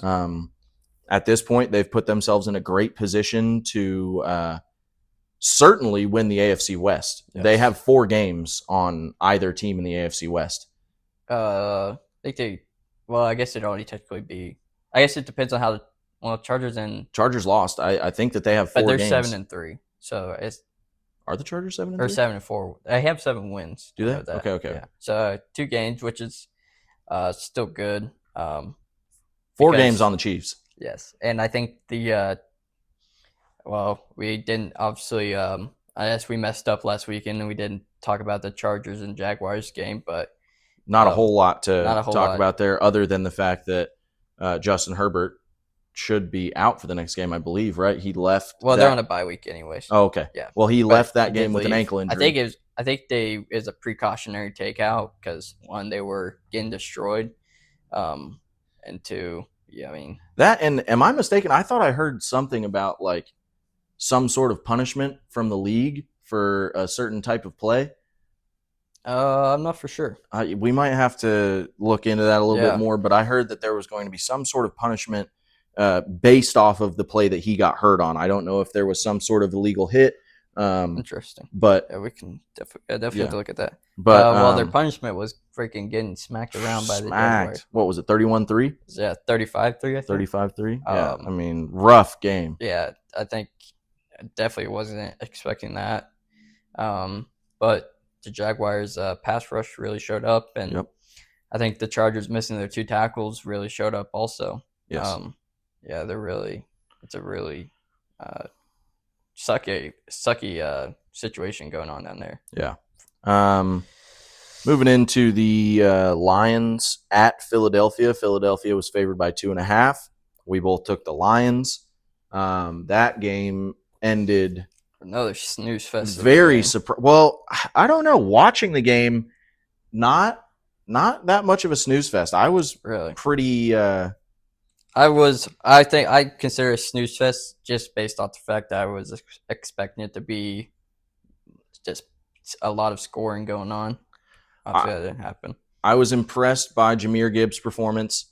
I was impressed by the way that the Philadelphia Eagles defense played. I believe that they batted down 6 passes off of Jared Goff. It was crazy to watch. Watching it in real time, Jalen Carter and Jordan Davis were just, I mean, they were monsters in there. It seemed like they had Jared Goff seeing ghosts for that whole game. I mean, he was just, he looked rough, but it's also because, I mean, he had pressure on him on every single play. Think the weather definitely had a huge factor. The wind was insane. The wind and the cold. Like, I think I definitely would have changed my pick if I would have known that the weather was going to be that bad, because obviously the Lions are a team that loves to throw the ball, and obviously it's hard to do in the cold weather and windy weather at that. In this game, Jameson Williams continuing to show that he is a absolute offensive weapon, and that he is like the definition of speed. I mean, he is just so quick. Able to take that crossing route with 3 Eagles around him and just take it to the house. Sadly, he did choose to celebrate with a prop. That prop being the field goal post padding, whatever you want to call it. Obviously cost his team a point there. Can't be doing that. Yeah, I mean, when you have a kicker that just missed I think he missed a 51-yarder, and then now you back up his extra point to the 49 or something. Yeah, something like that. Something I mean, long. You can't do that. Yeah, you cannot do that. Yeah, especially that's a huge momentum play, and watching that happen. I watched that full game, and it really seemed like that kind of sucked a little bit of life out of their team. Yeah.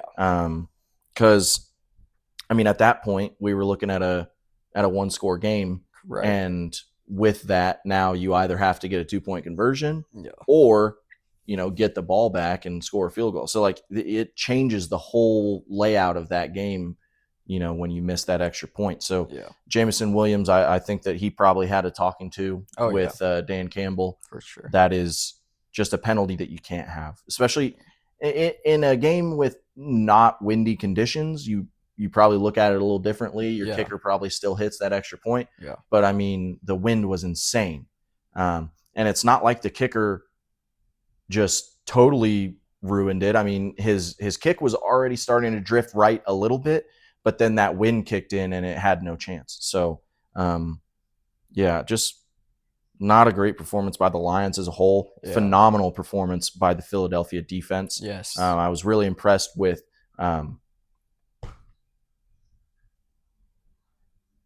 their corner, their rookie corner or second-year corner. Quinyon Mitchell. Super impressed with him. Him and Cooper DeJean are just some. That's a great tandem. It's a great tandem to have. Moving into our last game of last week's slate. Last night's game. Last night's game. The Cowboys go out there and get a win for their boy Marshawn Kneeland. Rest in peace. Yes.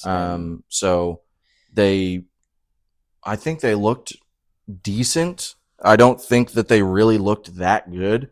Obviously, the score tells a different story. Yeah. But man, they didn't really impress me.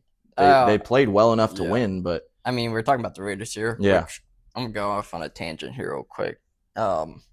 And maybe it's because I have two guys on fantasy I was hoping would have good games, but Geno Smith should not be your leading rusher. You should not have 4 carries compared to Ashton Jeanty carrying the ball just 6 times for 7 yards. I don't know who's calling plays for the Raiders, but that is just absolutely abysmal, especially against a Cowboys team that couldn't stop the run in the first place. They were just, I don't even know, like this trying out these play action passes. Like Geno should not be throwing the ball 42 times as well. That's also insane. Like he's not the guy that you want to put the ball in his hands. I get it. He had like a great, I mean, I wouldn't say great, but he had a like really good season last year. But I mean, you don't have any weapons besides Brock Bowers to really throw to. I was glad to see Brock Bowers getting his targets like he should have. He got 12 targets and caught 7 of them for 72 yards. But yeah, you picked Ashton Jeanty for a reason, and you just decide not to use him is just absolutely crazy. So free my boy Ashton Jeanty out of that poverty franchise. Yeah, honestly, free Max Crosby too. I mean, he had a strip sack in that game, and they turned that into a field goal. Yeah, it's absolutely crazy. Yeah, and it was a strip sack on like the 10. Yeah, just overall, such a disappointing season for the Raiders. I mean, they need to do like a full rebuild, which I mean, they might be already in that kind of. They've got a new head coach. They've got a new rookie running back. But they need to kind of revamp that franchise. Just not a super fun game to watch. But still, I'm happy that they went out and got the win for Marshawn Kneeland. Yes, it was a great win by the Cowboys. Yeah, definitely an emotional win. So huge. All right, moving on to our NFL picks for NFL Week 12 action. Starting off, Buffalo at Houston. Buffalo only favored by 5.5. And it looks like the public vote is about split down the middle. Yeah, it's 50-50, and I guess I can see it now. Actually can see this being a very good game. Now, that being said, we obviously not knowing with what's going on with CJ Stroud, if he'll play or not. Sounds like he's not. I could see the Bills winning, but the Texans' defense is very solid. Still a very solid unit, and let's see who's okay. So yeah, they did rule CJ Stroud is out. Okay. The Bills seem to be getting healthier as well. The Bills overall, like they look really good. I don't understand how this line is so low, especially what they just did to the Buccaneers, who are a very solid team. Yeah. I think that, I don't know, this one seems simple for me. I'm going Buffalo plus points. Yeah, I think I'm thinking way too much on it as well. I think Buffalo is just a much better team here. And yeah, no, with Davis Mills, I think it'll be a big issue. So Yeah. I'm taking the Bills as well to win and cover the spread. Yeah. Difference maker for you? Difference maker, I'm going to go ahead and go with, man, I'd be remiss not to make it Josh Allen after he just had 3 on the ground, 3 in the air. Yeah. My difference maker, if you're going Josh Allen, I think my difference maker will be, I think I'm going to take Khalil Shakir here. Okay. That's my difference maker. Yeah, I almost started Khalil Shakir in fantasy. Yeah. Thank God I didn't, Yeah. because this past week, I don't know if he ended up getting himself out of red figures, but he was negative 1.3 points. Wow. Yeah, I was a little worried about that one, but thank God he was on my bench. Yeah. Moving into this week's matchup with Pittsburgh and Chicago. Chicago favored by 2.5 at home. They've been playing really good football. I think the Steelers have been looking pretty solid as well. Yeah, another 50-50 split here. This is another week, I think 2 weeks in a row, where I don't know if I have a whole lot of faith in Aaron Rodgers. He has been looking pretty iffy as of late. Last week's performance was not super impressive by him. He looks like he's feeling pressure when there is none. Yeah. Which is due to the fact that I don't think they have a great O-line. No, and he has been getting a lot of pressure. Yeah. But I feel like sometimes he's like giving up on plays early. Not giving up, but like I feel like he's feeling pressure where there is none. And that's worrisome with a veteran quarterback like Rodgers. I don't think he trusts his O-line. Yeah, and so Rodgers is still questionable to play. He does have a minor fracture to his left wrist. Ooh. So he still needs doctor's clearance to suit up for Sunday. Yep. So, which at least it is non-throwing hand. Yes. So that's good. That'll be something to keep an eye on. With who would be stepping in? Mason Rudolph? Mason Rudolph would be stepping in. And Mason Rudolph, as a backup for the Steelers, has honestly had some good games before. Yeah. I've seen him be able to step in and at least be a game manager. So if he can do that, I think that this is a team that you're going to have to take advantage of the run game with Jaylen Warren. Because the pass defense of the Bears has been pretty good. Yeah. Not like top 10 level, but they've been a good pass defense. And with Mason Rudolph, your backup throwing the ball, and what they've got going on in the receiving room, which it doesn't seem great. I mean, they haven't been targeting DK Metcalf a whole lot. No, really. Their leading receiver last week was Darnell Washington, right? Darnell Washington or Kenneth Gainwell. Yeah. He had 2 receiving touchdowns, I think. And Darnell Washington has been really turning into quite the weapon for them. I'm super impressed with how he's been playing. Yeah. But in this one, I haven't been going against the Bears, and it's gone well for me. So I'm going to stick with that, and I'm going to say that the Bears win this one and cover. And my difference maker is going to be DeAndre Swift. All right.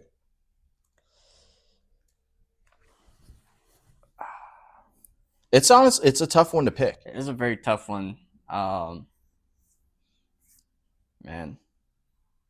I mean, Bears are 3-1 at home.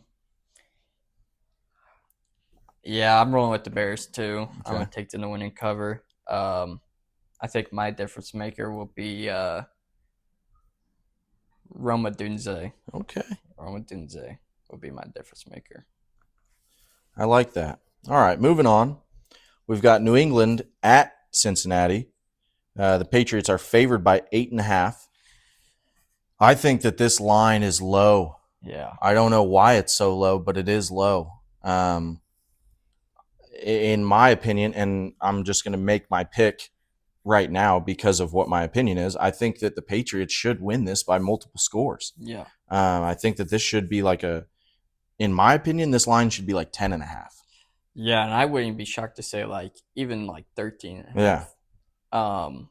Obviously we know that Jamar Chase is suspended for this game. You can't suspend a player. I mean, that's just crazy. I mean, that's something everybody learns at a young age playing sports. You don't like that's one of the most disrespectful things that you can do. And you don't come out and say you didn't do it when there's literally like there's video footage, which you kind of have to deny it. Yes, you do, but because if you deny it and somehow the league believes you and you don't get a suspension, that's huge. Yeah. But just a really, I think, uncharacteristic move by him too, because he seems like such a good guy. Yeah.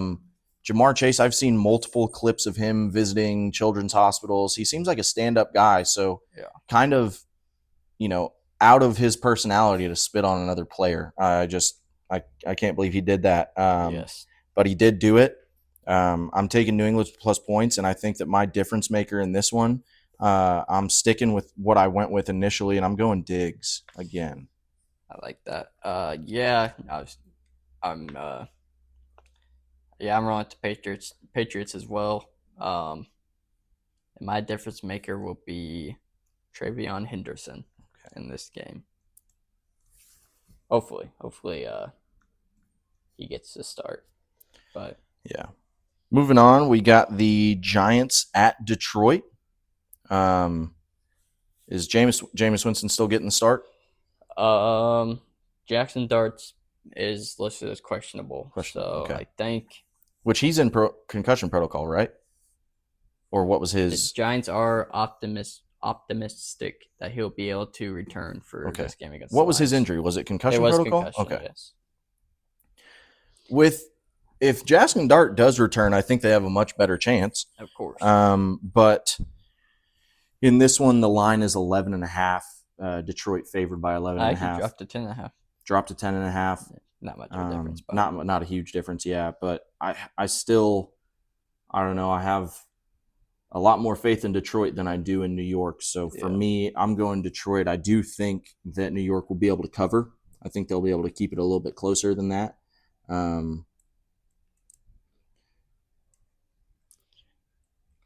And I think that my difference maker will be a guy that I have not picked yet, but I think he's worthy of a pick.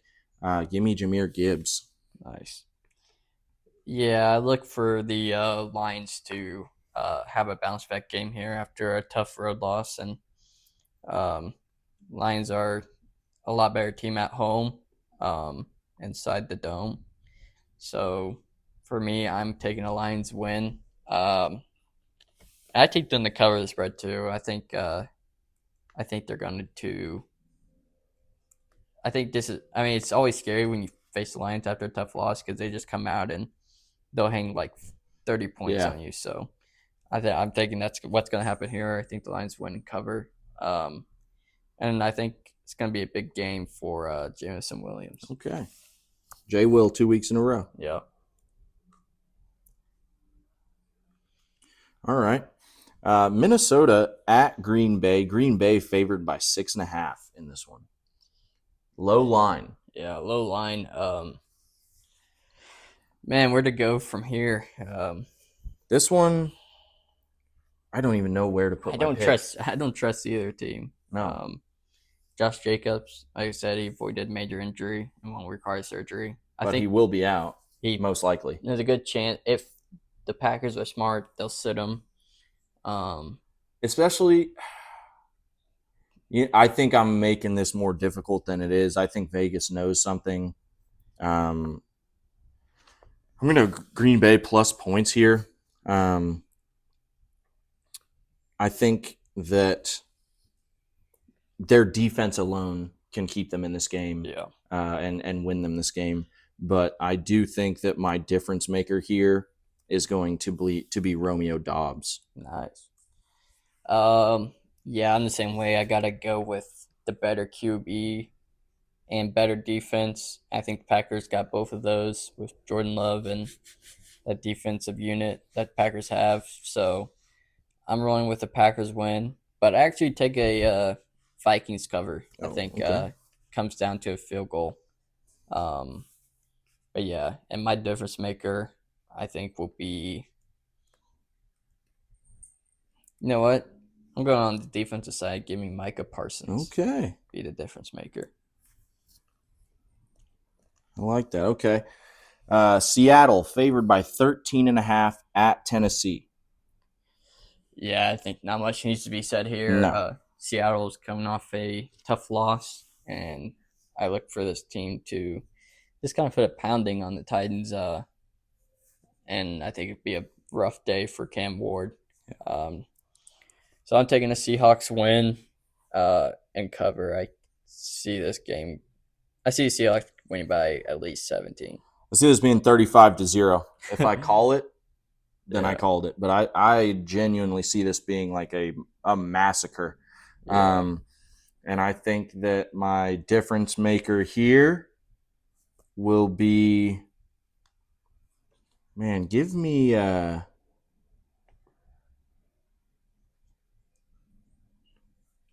I don't know. I don't know. This Tennessee team, their defense is so weak in the run and in the pass. Yeah. So it really could be anybody. Um, Darnold coming off of a 4-pick game, though, I think they might lean on the run game a little bit more. So go ahead and give me Kenneth Kenneth Walker. Kenneth Walker. Yeah, I like the fact you touched on Sam Darnold having a down game. So for that fact, I think he bounces back in a big way, and he tosses 4 touchdowns in this game against the Gets them all Titans. back. Gets them all back. Okay, I like that. So Sam Darnold, my difference maker. Okay. Indianapolis at Kansas City. Kansas City favored by 3.5. Vegas, you don't know what you're talking about. This is an Indianapolis team that has been steamrolling opponents all year. Yes, Daniel Jones had one bad game where he had 6 turnovers, but other than that, he has not turned the ball over once. So I don't think that you can base his season off of one performance. They have a running back that has gone for 3 or more touchdowns in 5 games this season. They have wide receivers that are talented. They have just added Sauce Gardner, who I think will be a good corner to cover whoever they need him to, whether that be their speedster, Mitchell, or not Mitchell. Goodness gracious. Worthy. Yeah, Xavier Worthy. Or Rashee Rice. Or Rashee Rice, yeah. I think that he is a good physical corner that will be able to contain those guys pretty well. And yes, this is a decent Kansas City defense. I don't think that they can stop Jonathan Taylor. I don't know if anybody can. So I'm going to take Indianapolis to pull the upset. I really don't think that this is an upset at all. But give me Indy. And I think that my difference maker is going to be, man, I don't have a lot of faith in this Kansas City secondary, considering that Bo Nix has not been playing phenomenal at quarterback, but they let him have a wonderful game passing. Let's go ahead and make my difference maker that boy, Michael Pittman. Yeah. Man, I don't know. I mean, the Colts coming off a bye week really helps, I think. Arrowhead, we know, is a tough place to play at home, or tough place to play at. Chiefs are 4-1 at home. I think the defense is really good at stopping the run. Obviously, we saw what happens when you are able to stop Jonathan Taylor and make the game be put on Daniel Jones' back. The Steelers were able to just completely shut them down. I'm not saying the Chiefs and Steelers are like equivalent, but I would say they're pretty close. Um, defensively. Yeah. Defensively, yeah. Um, but man, yeah, like you're saying, Sauce Gardner on that defense makes it really hard for the Chiefs offense. I don't know where to go. It's not an easy one. It's not an easy one. If it's one of those things where, yeah, I once again have to see like this first drive of the Colts offense and the Chiefs offense will be huge. Bit on how this game will go. But I got to roll with the hot team in Indianapolis, so I'll take them to pull off the upset. Um, and I think my difference maker will be I'm going to go with the receiver as well, but my receiver will be Alex Pierce Okay. as my difference maker. I think it's crazy that neither of us picked Jonathan Taylor. Yeah, it's just I mean, no, I get it, but like, it's tough. yeah, I mean, obviously he's going to have to be a difference maker, but um, with what I'm thinking, like it's going to be hard to run against the Chiefs, and I think the Chiefs are going to really put a game plan around him. So someone else is going to have to step up, yeah. and I think it's going to be one of the receivers that we talked about. Yeah. Okay. Moving on, we've got the Jets traveling to Baltimore. Baltimore favored by 13.5 at home. I think this line is right where it should be. And I think Tyrod Taylor might spark this offense a little bit just because he has actual ability as a passer. But still give me Baltimore plus points. And I think my difference maker is going to go ahead and be Derrick Henry. I think that he's going to run all over this Jets defense because they are missing Quinnen Williams, one of their number one run stoppers. Will McDonald is a great pass rusher. Yeah. I don't think he's as good in the run game. He's just not quite as big as some of the other good DNs in the league. So yeah, give me Derrick Henry. Yeah, I agree. I think this game is really tailored for the Ravens. I think they're gonna look back and, or I think they're gonna look forward to this game to. I think it's gonna be very explosive offensively. And yeah, I not a hard choice picking Ravens to win and cover, and I think it'll be a big game for Lamar Jackson. All right. Moving on, we've got Cleveland at Las Vegas. Ooh. Vegas favored by 3.5 in this one. And you know what? I already have my pick, and I have my difference maker. I'm going Cleveland to pull off the upset. I have not seen anything impressive from this Vegas offense, and they're going to be facing a very good Cleveland defense. Yeah. If Myles Garrett can have another high sack performance like he has been having all year, and put Geno Smith on the ground a lot, and also that's the thing. This is a D end that is a very good run stopper. Yeah. So if they try to lean on the run game with, I almost said Saquon. If they try to lean on the run game with Genty, I don't think that'll work too well either. Yeah. Because Genty is a back that likes to bounce it outside. He likes to use his speed. He can be a little bit of a bruiser back. He can run down the middle, but I don't see them being able to succeed in this game. My difference maker is going to be Shadur Sanders. Wow. Yeah. Yeah, like you're saying, Browns defense and the Browns defensive unit in general is the third best rushing defense in the league. So, and obviously after just with whole coaching that the Raiders have, I just am not a fan. So I'm putting the Raiders on a team that I will not select until further notice. So I'm picking the Browns to win and upset. And I think my difference maker will be Quinshon Judkins in this game. All right. Moving on, we've got Jacksonville at Arizona. Jacksonville favored by 2.5. Jacoby Brissett is playing so good. Yeah. He really is playing so good. Their record doesn't necessarily show it, Yeah. but he is a solid quarterback, and I think that this might be the game where the dam breaks and they finally put it together and actually come out with a win. Yeah.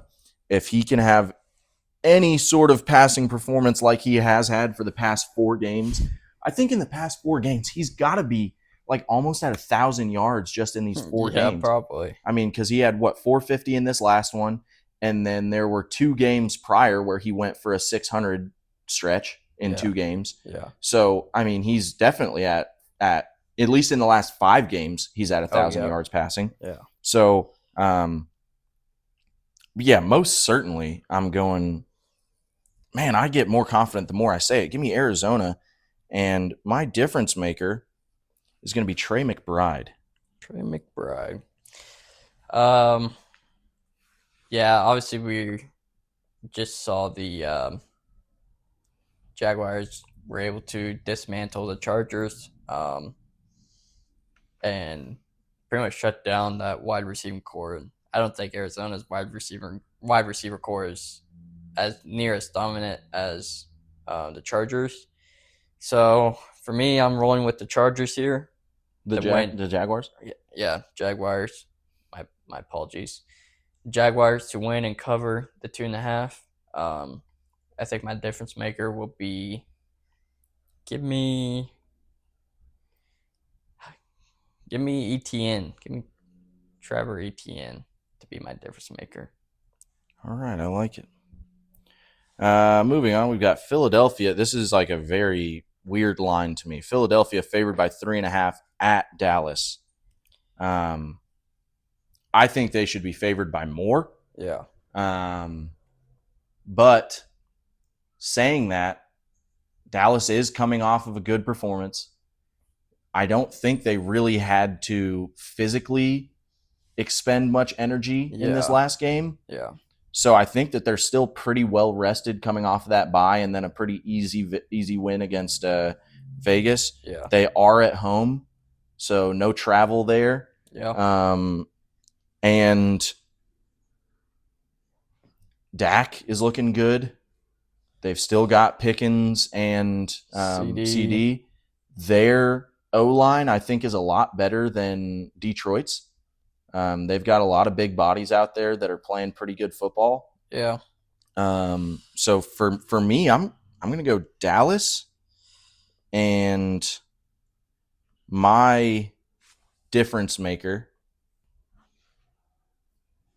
is going to be give me Pickens. Yeah, I think this Eagles defense is I think they're suited to compete with a team like Cowboys who have a bunch of weapons. I think their pass rush is just it's just so good. With Jalix Hunt, I think his name is. Yep. And then Jalen Phillips on the other side. And obviously we know the 2 Georgia tackles, Jordan Carter and what is his first name? Jordan Davis. Oh, wait, that's Jordan Davis and Jalen Carter. Jalen Carter, yes, that's what it is. I think it's too much for the Cowboys O-line to handle. So for me, I'm taking Eagles to win and cover. I think it's going to be a Cooper DeJean going to have at least 1 interception. Really? Off Dak Prescott. He'll be my difference maker. Hey, I mean, he's not a safety. He's not a safety. He's just a corner who will lock down your number 1. Yep. And I think he's a guy that I think, like I said, this is Eagles have the corners to be able to lock down your number 1 or your number 2. Yeah. And I think I'm not changing my pick, but you did slightly sway me a little bit. I forgot about their pickup of Jalen Phillips. And Jalen Phillips, in his 3 games with them, has more sacks than he did in his first, 7 games with the Dolphins. Yeah. So he has been a huge pickup for them. I still can't believe that the Dolphins let him go. He's such a good pass rusher. Yeah. Man, Jalen Phillips, Jalen Carter. Yeah, it's crazy. Oh, my God. Jalen Phillips, Jalen Carter, Jordan Davis, and Jalix Hunt. That front four is insane. Yeah. Wow. I'm not changing my pick. Yeah, respect. But yeah, that'll be a fun game to watch. Yeah, for sure. Also, divisional rivalry. Yes. This is a huge game for Dallas. Yes.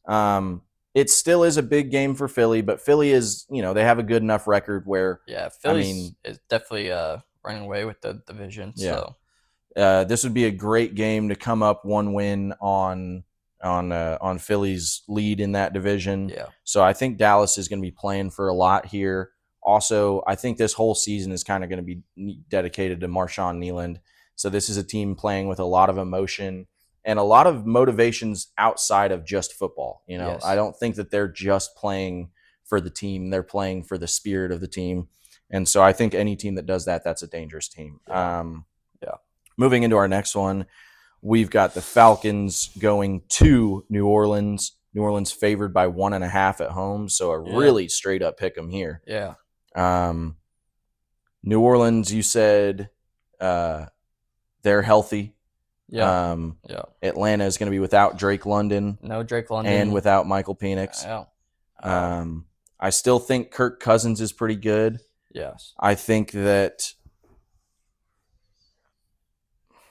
Bijan is such a difference maker. Yeah. Like such a huge X factor that man, if they can just dump it off to him in the flat, he almost supplements what you're losing with Drake London. Yeah. Not necessarily because Drake London he's a great receiver. Yeah. But you have so much variability with Bijan Robinson because you could almost put that guy out wide. Yeah. Like most of the time they just utilize him in the slot or in the backfield, but you could almost put him out wide and have him compete with corners because he is just that good of a route runner, that good of a playmaker. Yeah.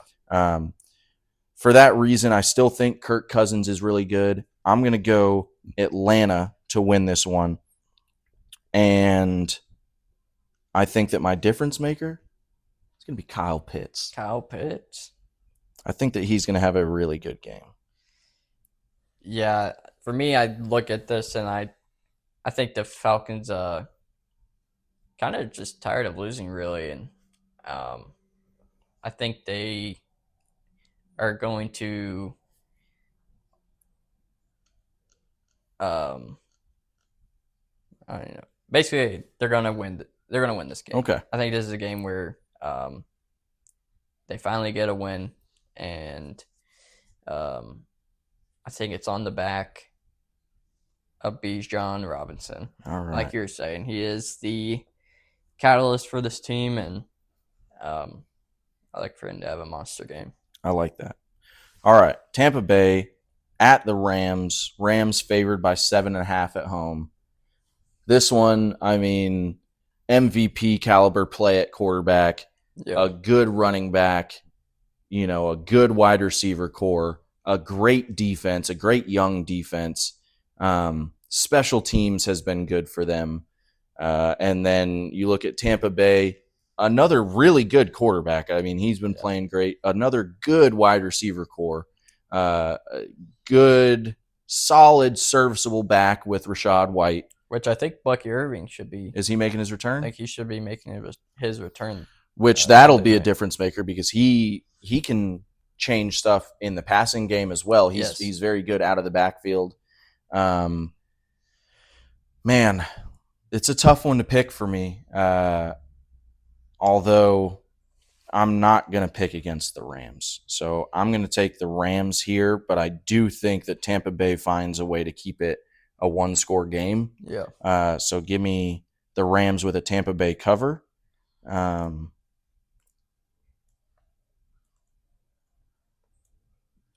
don't think that Stafford is going to have quite as good of a game as he has been having because I do have faith in this Tampa Bay secondary. Yeah. I think that you're going to see a lot from Kyron Williams and this is my second week in a row picking him. Nice. Well, just like what I was saying with the Falcons in the last game, I actually see the Buccaneers doing the same thing. I think Buccaneers pull off the upset. Wow. They're tired of losing, and I think they're able to pull off the win here. And it's on the back of my guy Emeka Ibuka. Yeah. Okay. Yeah. I kind of felt like that was coming. It's going to be him or Bucky Irving. If Bucky Irving's back, he's up there as well. Yeah. Probably my number 2. Yeah. Moving on, we got Carolina at San Francisco. San Francisco favored by 7.5 at home.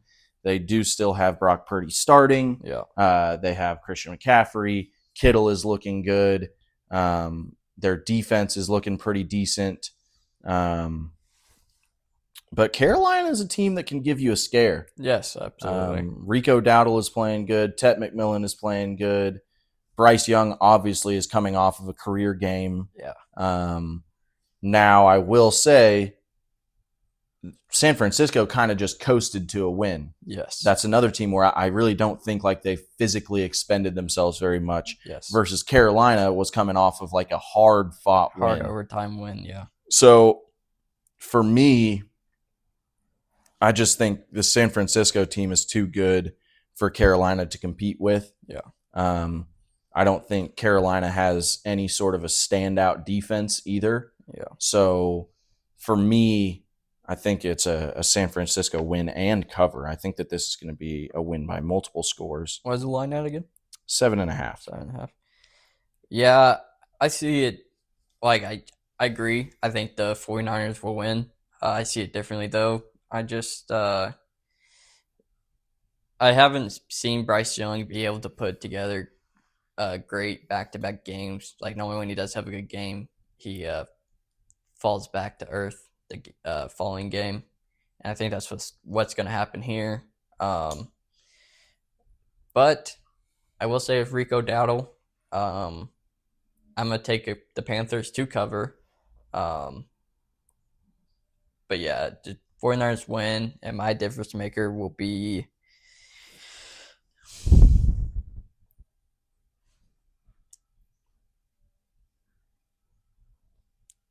I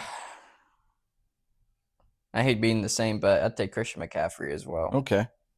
Hey, I mean that's not a bad pick any week. I mean he's so good. He is the guy for the 49ers, so yeah. Well, and I chose my difference maker. Honestly, I don't know if he's going to be a difference maker because I think that he was out last week. I don't know if he's making his return, but I picked Deommadore Lenoir. Oh, yeah.